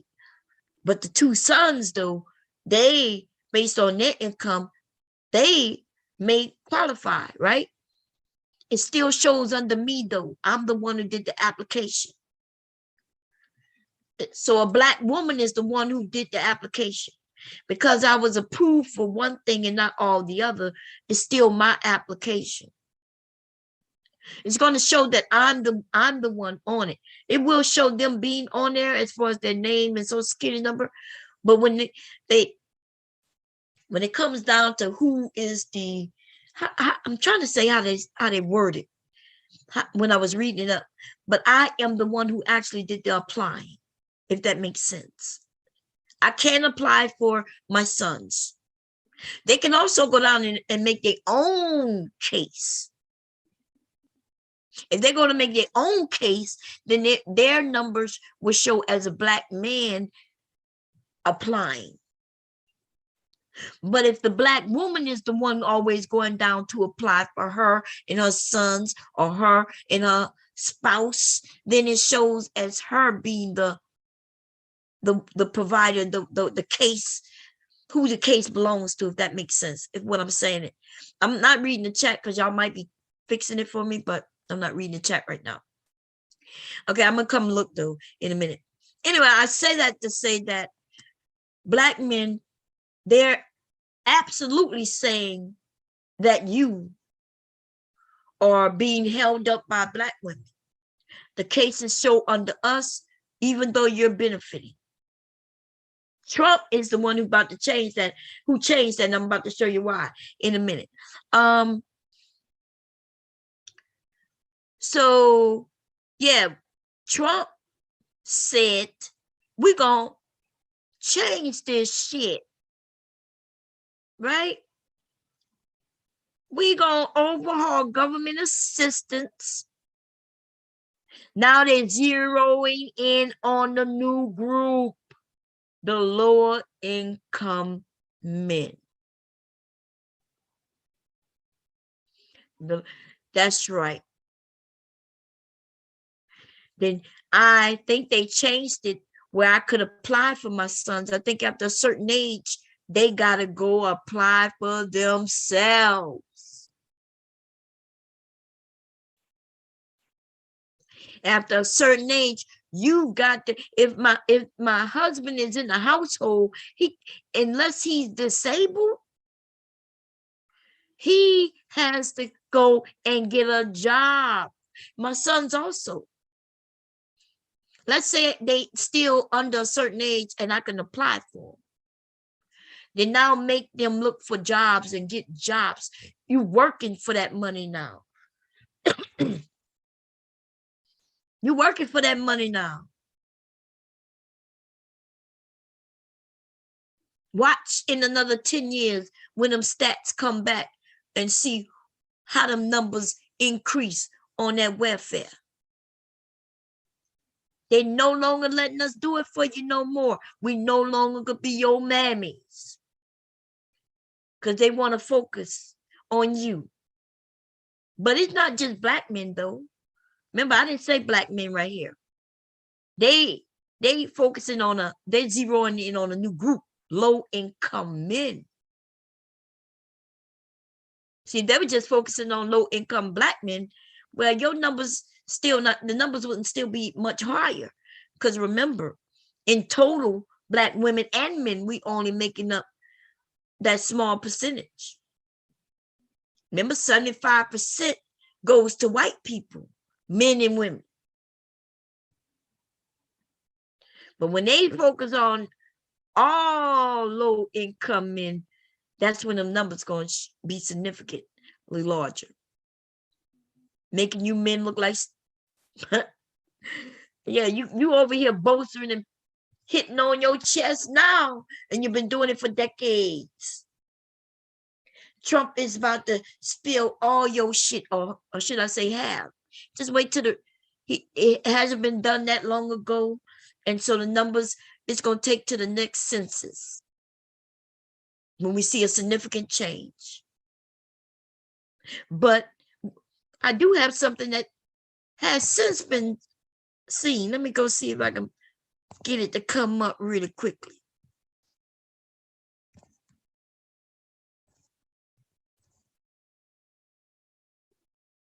Let's see.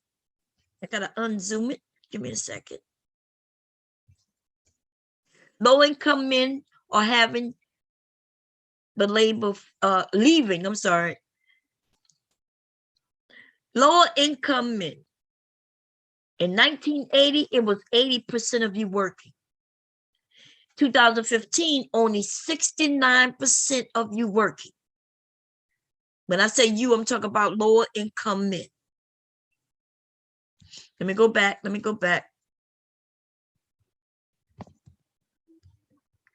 Taking my time with it.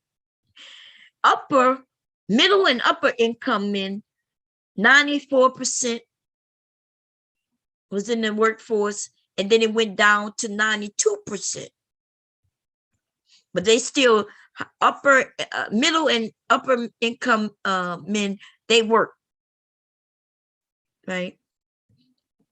It did go a little lower for them, but it's still up there.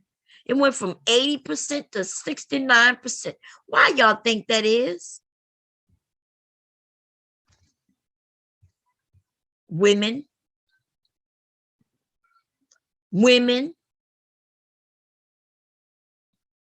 right? Women getting assistance that y'all complaining about. Us, not only us going to work, but us, those of us who didn't work, getting assistance. That Section 8 that you complaining about, nigga.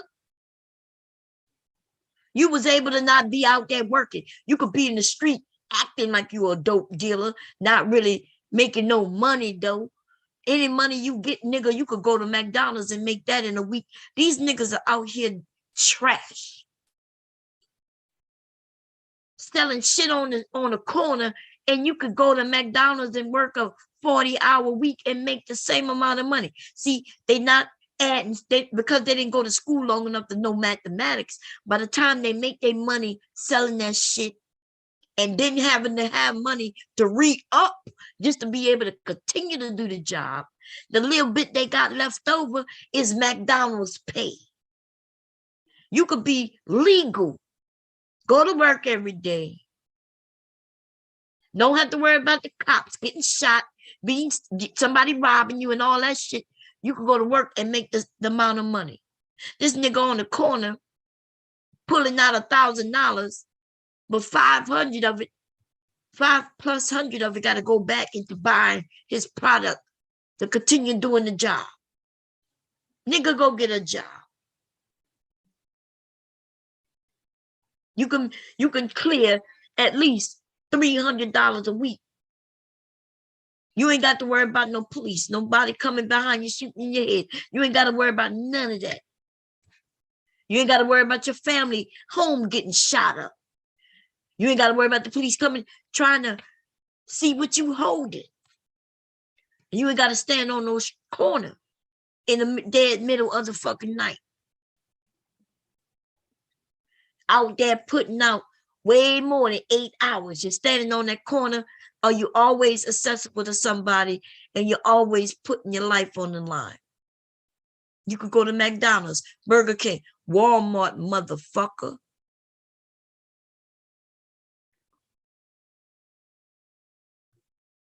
Okay.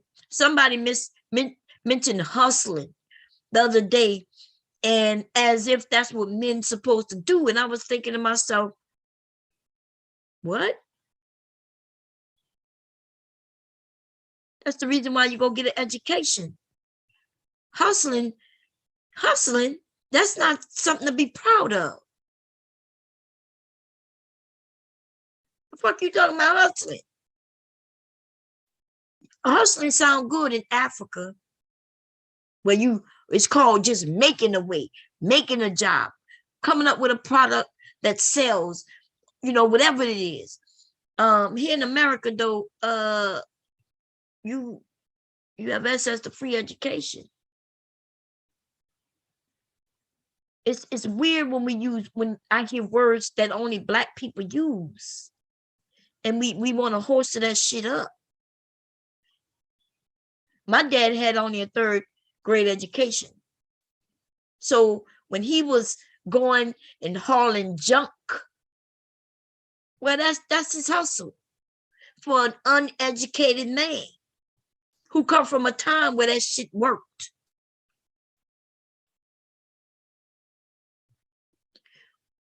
But unless we saying we okay with our kids living like he's a man from the goddamn 20s, 30s, who didn't get no more than a third grade education, is that what we want our children to do? I don't mention shit like that because I don't want that for my children. My children ain't never heard me mention the word hustle. Go get you a hustle. Go find you a hustle. Fuck out of here. Go get you a career or go and start you a business.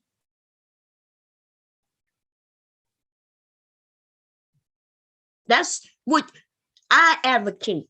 I will never, ever have told my sons to go and get them a hustle. And if I'm not going to tell it to my sons, I'm damn sure not going to spread it to these young men on the internet. Go get you some education. I know some of you don't like the fact that I holster up education. I do it for my son. I'm going to treat you all like my sons. That's a good thing. That's not a negative thing. Like somebody try, oh, you over here treat them like your sons. I could treat them like just a trash ass nigga on the fucking streets.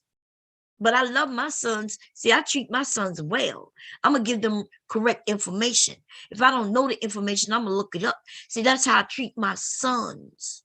So me sonning anybody is all about love and wanting them to do better. So I'm not advocating hustling to my sons. I'm advocating knowing what it is that you're doing. Hustling is almost like a hustle. It's a guess. You're not even sure if it's going to work. You don't know when you're going to be able to do it and not be able to do it. You always got to be concerned about other shit. You don't know if you're going to make a certain amount of money every week, or you may make $1,000 this week because the hustle was good. You might make $3 next week because the hustle was bad. Who would like to live like that?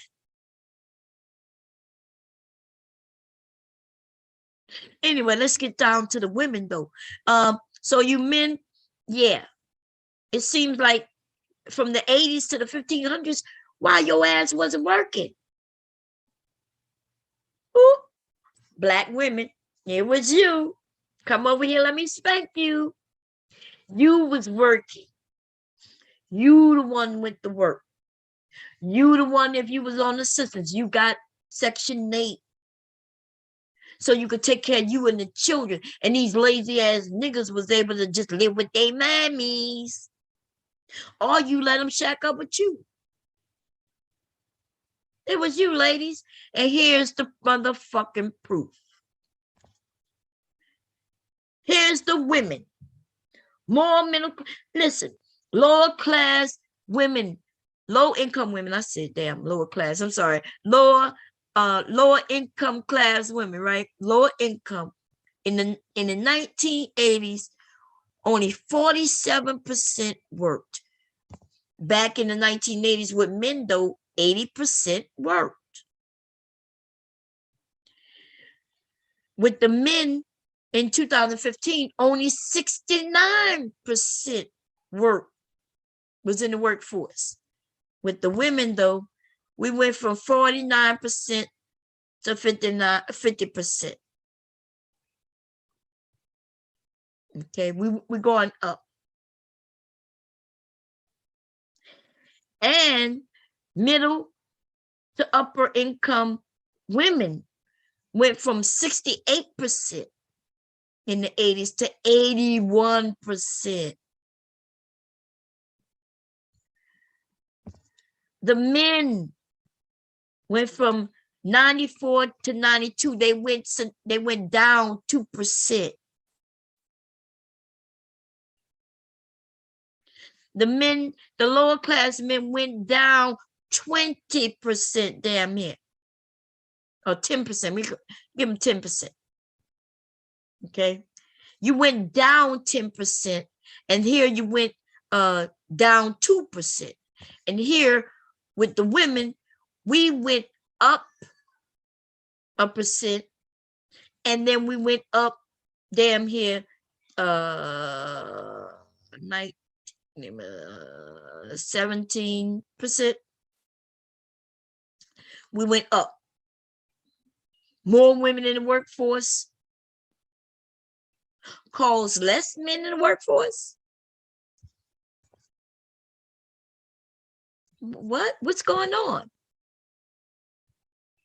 What's going on, brothers? How can you explain this? How can you explain that you started working less? We start working more.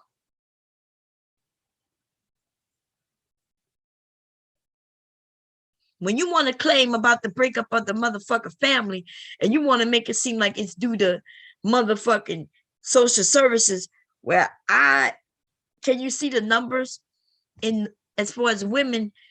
We work more than we get social services. There's more Black people working out there, more Black women working than the ones who sit on their ass, as y'all put it. So even in that instance where you claim she picked social services, the government over the man, but that's a lie. No matter how you look at it. No matter how you look at it. Anyway, y'all, my grandson is up. I want to spend some time with him and find out some information. See when if he gonna be here for a while, because COVID, like I said. Let me come and see what y'all talking about really quickly. Our next conversation will be about our bodies, ladies. It will be about our bodies. Feminist hiring quotas started. Feminists, he said feminist hiring quotas. There was no quota that was put out that said you had to hire a woman.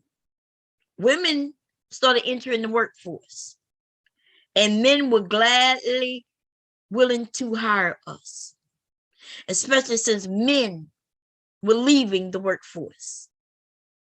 There wasn't men being pushed out of the workforce to make room for women. Okay, so that's ridiculous. That's not even true. And when you talk about feminists, why you link feminism to the 1980s? Baby, feminism is way before the 1980s. If that's the stuff you're gonna talk about, you're going to push that shit way back. Way back. Y'all motherfuckers shouldn't even be talking about no feminism. This shit ain't do nothing in y'all time frame. Shit. And even in my time frame was all about civil rights. It wasn't even about no women's rights. Women had already earned and won their rights. In the 40s, 50s, and 60s was a fight for civil rights.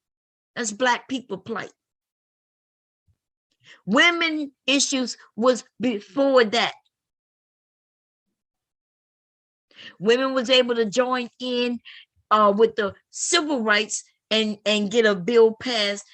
They became a part of the civil rights. Y'all just want to focus on this feminism bullshit. Okay? Something wrong with y'all. What's going on? Feminism was always about hiring quotas. Feminism wasn't about no hiring quotas. What are you talking about? Feminism mostly was about families. Women wanting rights to not get their ass beat. The last thing was about us in the workplace. She want to be able to go out and make her own money. And that was mainly for the women who didn't get married. Y'all don't even talk about that. You know, that was always a large group of women who didn't get married. And if they didn't get married, there was a lot of things they couldn't get just by them being women.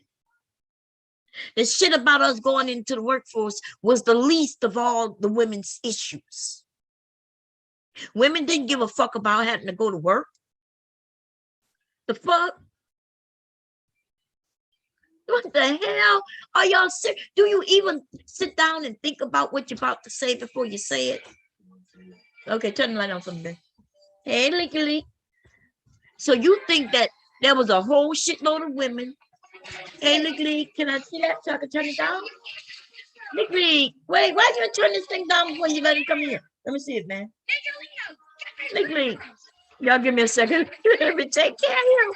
He came here with his loud tablet. Lord have mercy. Give me a second. Let me mute myself.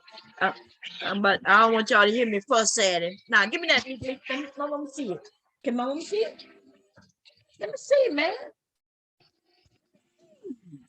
It's loud. Let me see. Can I turn it down a little bit? What you mean, no? It's so loud. Oh, go ask your daddy, can you get some candy? Go tell daddy get candy. Go tell daddy get candy. Go tell daddy. Go tell daddy get candy. Now we just need to dive everything back to the Go tell daddy. Okay, I think I got it, y'all. You let him come in here with that loud thing. I think I turned it down, but he not turn it back up too. Yeah, it's not here. He got it. Give your daddy his lights right there, Nicky. Lights remote, Leaky. Look right here, Licky. Get daddy that. Get that. Oh Lord.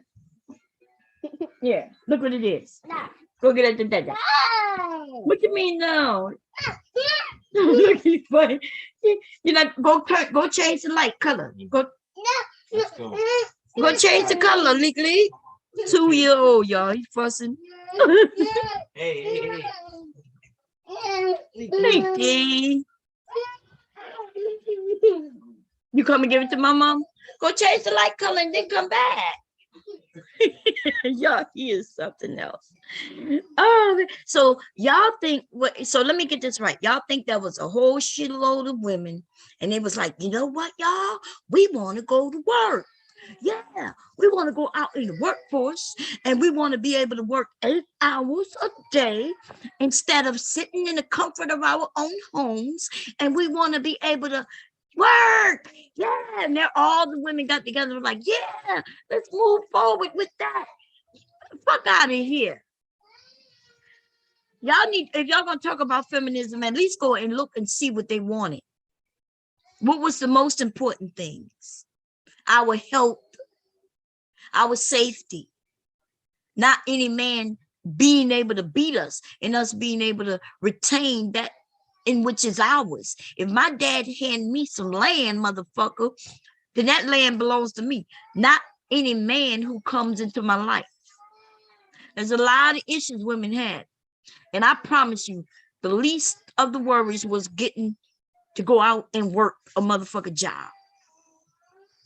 Okay, it's still our least worries now. Now, what the women of today are saying is, hey, but if I work the job, then why I can't get paid like I've done the job?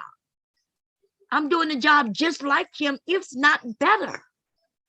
Why is he making more? That's fair. But when y'all break out this feminism shit and y'all never done the research to look, what is it that women wanted? Especially Black women. Y'all never look. I did a paper on women who never were married. This is not a new thing in our society today. There's always been a large group of women in society who didn't get, as y'all put it, chosen. But there's always been a large group of men and women who didn't get married. The good thing for men who didn't get married, he still was able to go out and make a living. The bad thing for women who didn't get married is she got to live under her father's tutelage or direction or whatever for all of her life until she got married. Okay, you wonder why people got married and they wasn't in love. They got married. Women got married just to get from under her father, who may have been worse than any man. Okay, and then once she got divorced, she's back right where she started, if not worse. Okay. They didn't scam women into anything.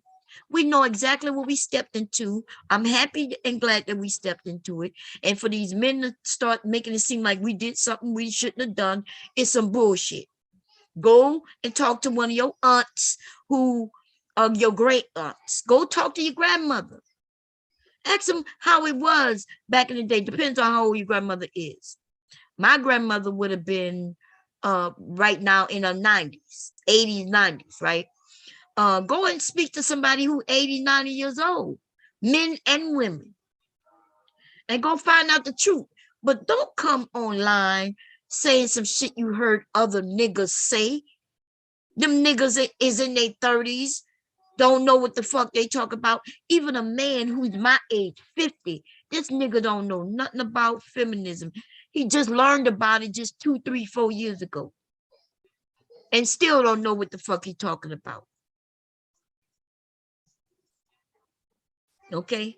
There's a benefit to feminism, and for the men who don't see it on their side, well, that's because they're ill. They're mentally ill for real.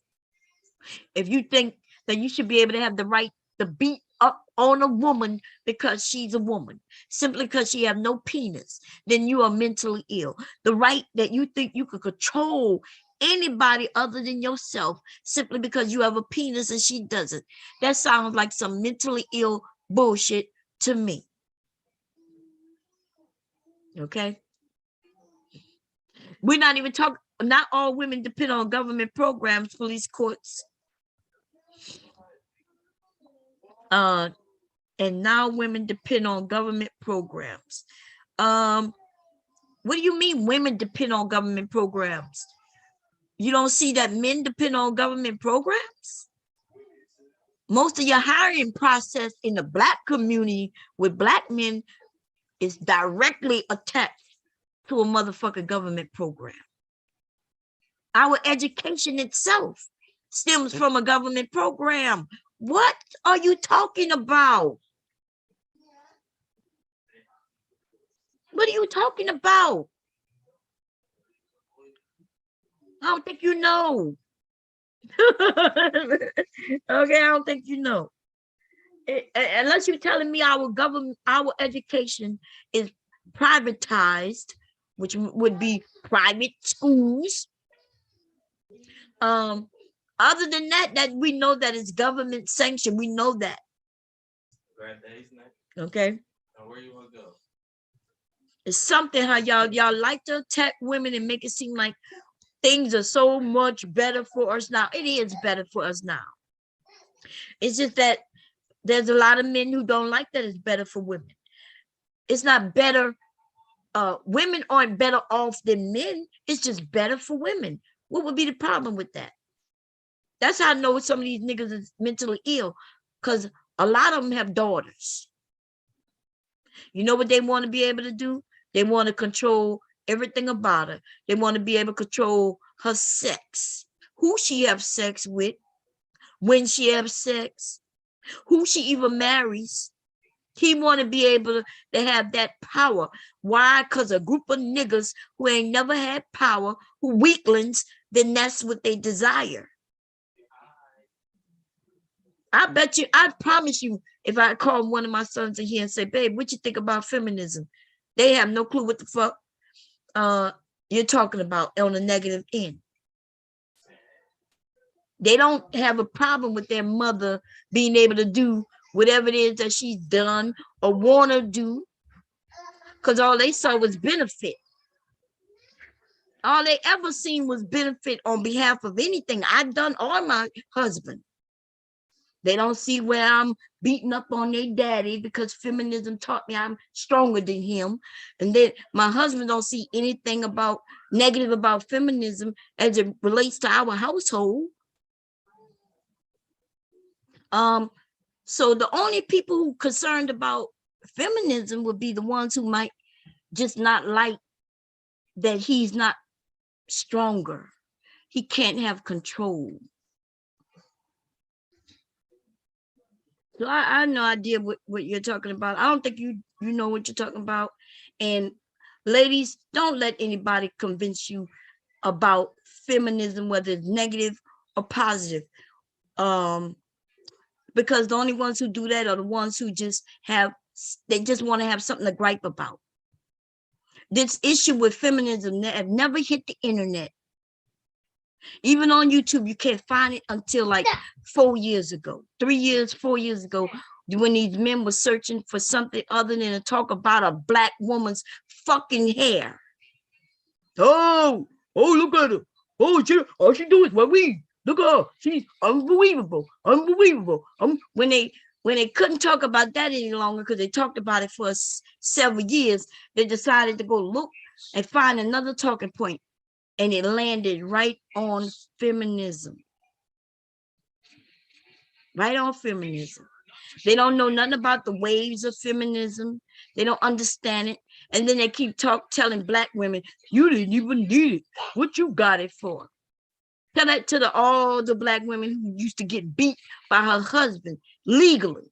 Tell that to them that they didn't need no feminism. Go and tell them women that it's okay. You know, we wasn't whipping your ass, so you didn't really need no government to come in and stop it, because we wasn't doing it while they was getting their ass beat. Don't tell me anything about no feminism. We all know in the black community, we kept everything shh, hush. Shh. You was embarrassed to tell anything about something that happened in your household. That's why you niggas think that it wasn't happening in the black community. Why? Because we shh, don't tell. If you don't tell it, it didn't happen. Protect him. That's your husband. You don't want him to go to jail. Shh. Keep it hush. Hush now. And because of the hush thing is why y'all think that only black women, we was tricked. No, we wasn't tricked. We went in, eyes fully open, knowing exactly what it was we needed and what we wanted. And ladies, if y'all let these men convince you anything otherwise, you will be taking a step back in history. You will be taking away some shit that a lot of women went through. It's almost like civil rights when these niggas start talking about we should have stayed separate. I'm like, what? Should have stayed what? Tell that to Malcolm X, who knew he was probably going to be executed for doing the things he was doing.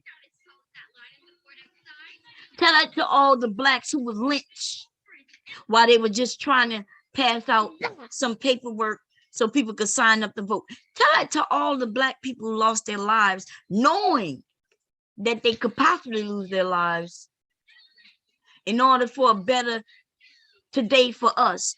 And I would be so embarrassed if Martin Luther King came back today and saw where the state that we're in. It would be embarrassing. Not that we didn't move forward farther, because we have. It's because of the shit that comes out of black people's mouths. That part right there. If you didn't know that this man, if you don't know that man knew that they was trying to kill him, he talked about it several times. He had people around him literally there to protect him. At the young age of 25, young. If he would have known it would be where it is now, where people talk about, oh, we could do this, we shouldn't have done that. They did this to us. Yeah, when y'all say that shit, that is young people blaming another generation because y'all refuse to pick up the flag and push forward because you're scared. Y'all listen to some niggas, I'm not gonna mention no names, but I heard a nigga say, yeah, why would I die for them? Fuck that, I'd rather put on this Make America Great Again hat and sit among safety.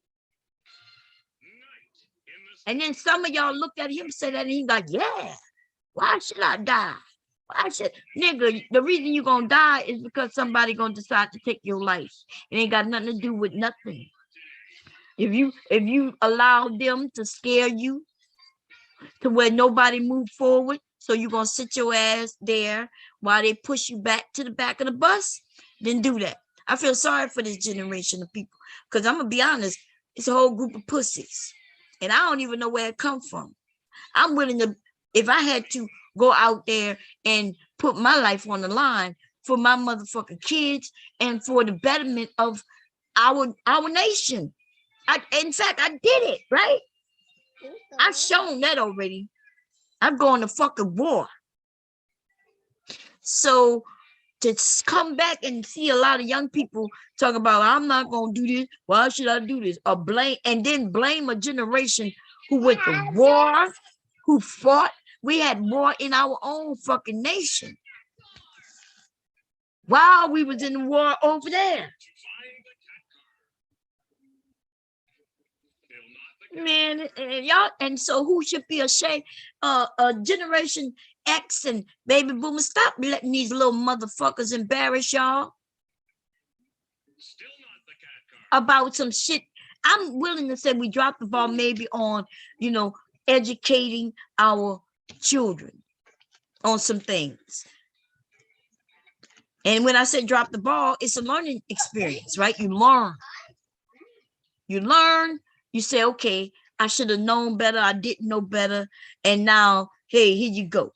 Y'all niggas gonna sit there and say, yeah, they should have did better. While you standing there acting like you don't know where to do next, or you just gonna sit on your hands and do nothing. I can blame the baby boomers. You all can blame the Gen Xers. The Gen Z is gonna blame you, millennials. It's gonna go on and on and on. But at least our generation, as we were saying, the other generation before us, when they're saying, yeah, we made a mistake here. Hey, do it like this. We followed. We were willing to push forward. We know we didn't arrive. It's our goddamn kids was making it seem like, no, mama, it's okay. I can be friends with the white people. Okay. I could be friends with the white man. I'm like, you could be what? You better keep your eye on the ball. A motherfucker gonna hit you in the back of your head. If you don't keep your eye on that ball, they're gonna hit you in the head with that ball. Okay. They feel sorry for themselves because, listen, I'm starting to think that a lot of these men are foster children. In fact, I've heard several of us, like the ones who say, fuck my mother. They could easily say that with no problem, probably because they were foster children. Some of them said because they blame their mother for passing away, going away, dying, getting sick, for whatever reason. But we also dealing with a lot of crack babies. I'm gonna be honest. Sometimes I gotta sit here and remind myself there's a millennial generation of crack babies. I'm sorry to say that to the rest of you who may not be crack babies, but y'all generation are filled with crack babies. Okay, crack babies. I guess that's Generation Xers. We created some crack babies. That's true. That's a fact. Okay. But y'all sitting amongst each other and y'all sitting next to crackheads, motherfucking babies. And some of them have bettered themselves and educated themselves, and they know some shit. But the rest of them, they just straight crack babies. Be on here talking about bomb. I quit, y'all. Y'all throwing me off my topic. I was doing good. See, when I read the chat, I kind of go sideways. But anyway, I'm gonna end this. And the next conversation gonna be about fibroids, ladies. It's gonna be about us taking care of our bodies.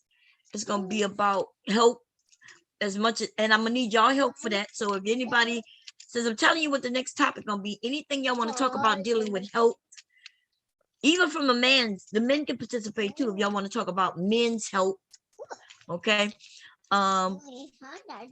But yeah, let's educate one another. I learned, I'm gonna show y'all a picture. Let me see if I can pull it up real quick. So I went to go look, because I told y'all I had a hysterectomy, right? I had a partial hysterectomy. I'll talk about that. But I talked about how when I was first, somebody told me I first had fibroids. And when they said it, I was like, they said, we see that you have fibroids. I said, what? And he was like, yeah, nah, it's nothing big. I was like, well, what is it? And instead of him taking the time to explain it, it was two male doctors. I didn't even choose these motherfuckers. So I think I told y'all how that went down. Like I went to my regular doctor who I saw once a year. And when I went there, they had sold the practice. And so instead of them telling me when I made the appointment, they didn't tell me. Even when I went and signed in, it was at the appointment. No, I found out when the doctors walked in and introduced themselves, and I was like, where is, Dr. So-and-so? And it was like, oh, you didn't know they sold us the practice over a year ago. I'm like, well, damn. Now I'm at an appointment, right? I'm at an appointment, and so I just go through with the appointment. And I'm gonna tell you, it probably was my biggest fucking mistake. Because they did tell me they see fibroids. When they told me that, and when I said they, because it was two men, I was like, what? And they said, it's nothing big. I said, well, what are they? He was like, it's nothing for you to be worried about. No big deal. That's what he told me. I go on way through my life, right? I still go to my appointments. They don't mention anything. And not until I started having when I ran into a problem with my period being down for 6 months. Non-stop. I'm talking about my period lasted for 6 months, ladies. It was horrible, horrific, terrible. Like I thought I was dying, number one. Nika is talking, y'all behind me. I felt like I was dying. I was scared I was gonna bleed to death. I didn't understand. And come to find out, when I went to a woman doctor who was giving me information, like literally giving me the information, talking to me, wanting me to understand, she was like, yeah, she told me the options I had. And then when she saw that they was too big, so they could be in different places, but I had some really big fibroids. If I had known when it was small, though, what it was, like if he would have explained anything about them, he could have told me my eating habits and things like that, could have kept them real small, but he didn't tell me anything. I feel like it's my fault. There's some fault on my end, right? Because I guess I should have ran to the library and looked it up. Like, what the fuck do we hire these goddamn doctors for? Today, though, I can just Google some shit, right? I could just say, Google, what you doing, Nick Leak? Nick Leak is looking at us. Nick Leak is having fun, man. Oh, Lord. Anyway, y'all, because of him, I'm about to go. Okay. But yes, health, we're gonna be talking about our health, healthy eating that may resolve some of these issues. Fibroids, and I'm also be talking about the importance of checking, for cancer, breast cancer, and things like that, ladies. I may even pull out a titty and show y'all how to do it. Okay, I can do that here on YouTube as long as it's medical. The men gonna come over just to look at my titties. Look at them. They lining up already. They're like, Bomb, when you gonna do this, Bomb? I'm gonna be here. But yes, we're gonna talk about the things that I think is just helpful. Because I didn't know. I've always been checking for breast cancer, of course. But I need you ladies to really check.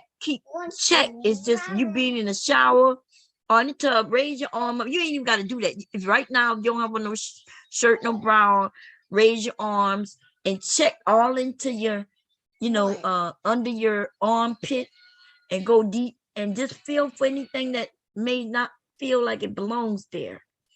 Okay? One, May not feel like it belongs there. two, I do a check. I'm doing one right now as we speak because I realized I didn't do one this year yet. 7, 8, And if you feel any masses, 10. feel like a knot, 8. go and get that shit checked. But we're gonna talk about that. So health, and for those who want to come up and talk about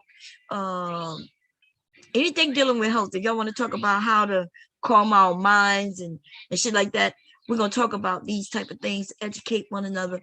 But until then, y'all, I'm out. And listen, stop spreading lies. That's all I'm saying. Like, if you really want to come and tell me or somebody something on a panel or in the chat when they having conversations, at least do a little research. Like, do a little bit of research on feminism. You know what I mean? Like, go and don't go and listen to these religious people who want to put it in their perspective based on their religion. Now, if that's your religion, and I'm not wrong with religion. If you want to live by what your religion say, well, they didn't really have fibroids back then. They ain't know nothing about breast cancer back then. So I guess y'all gonna still be working with some shit that happened way back when, before a lot of these things even existed. And to me, maybe that's what you need to think about.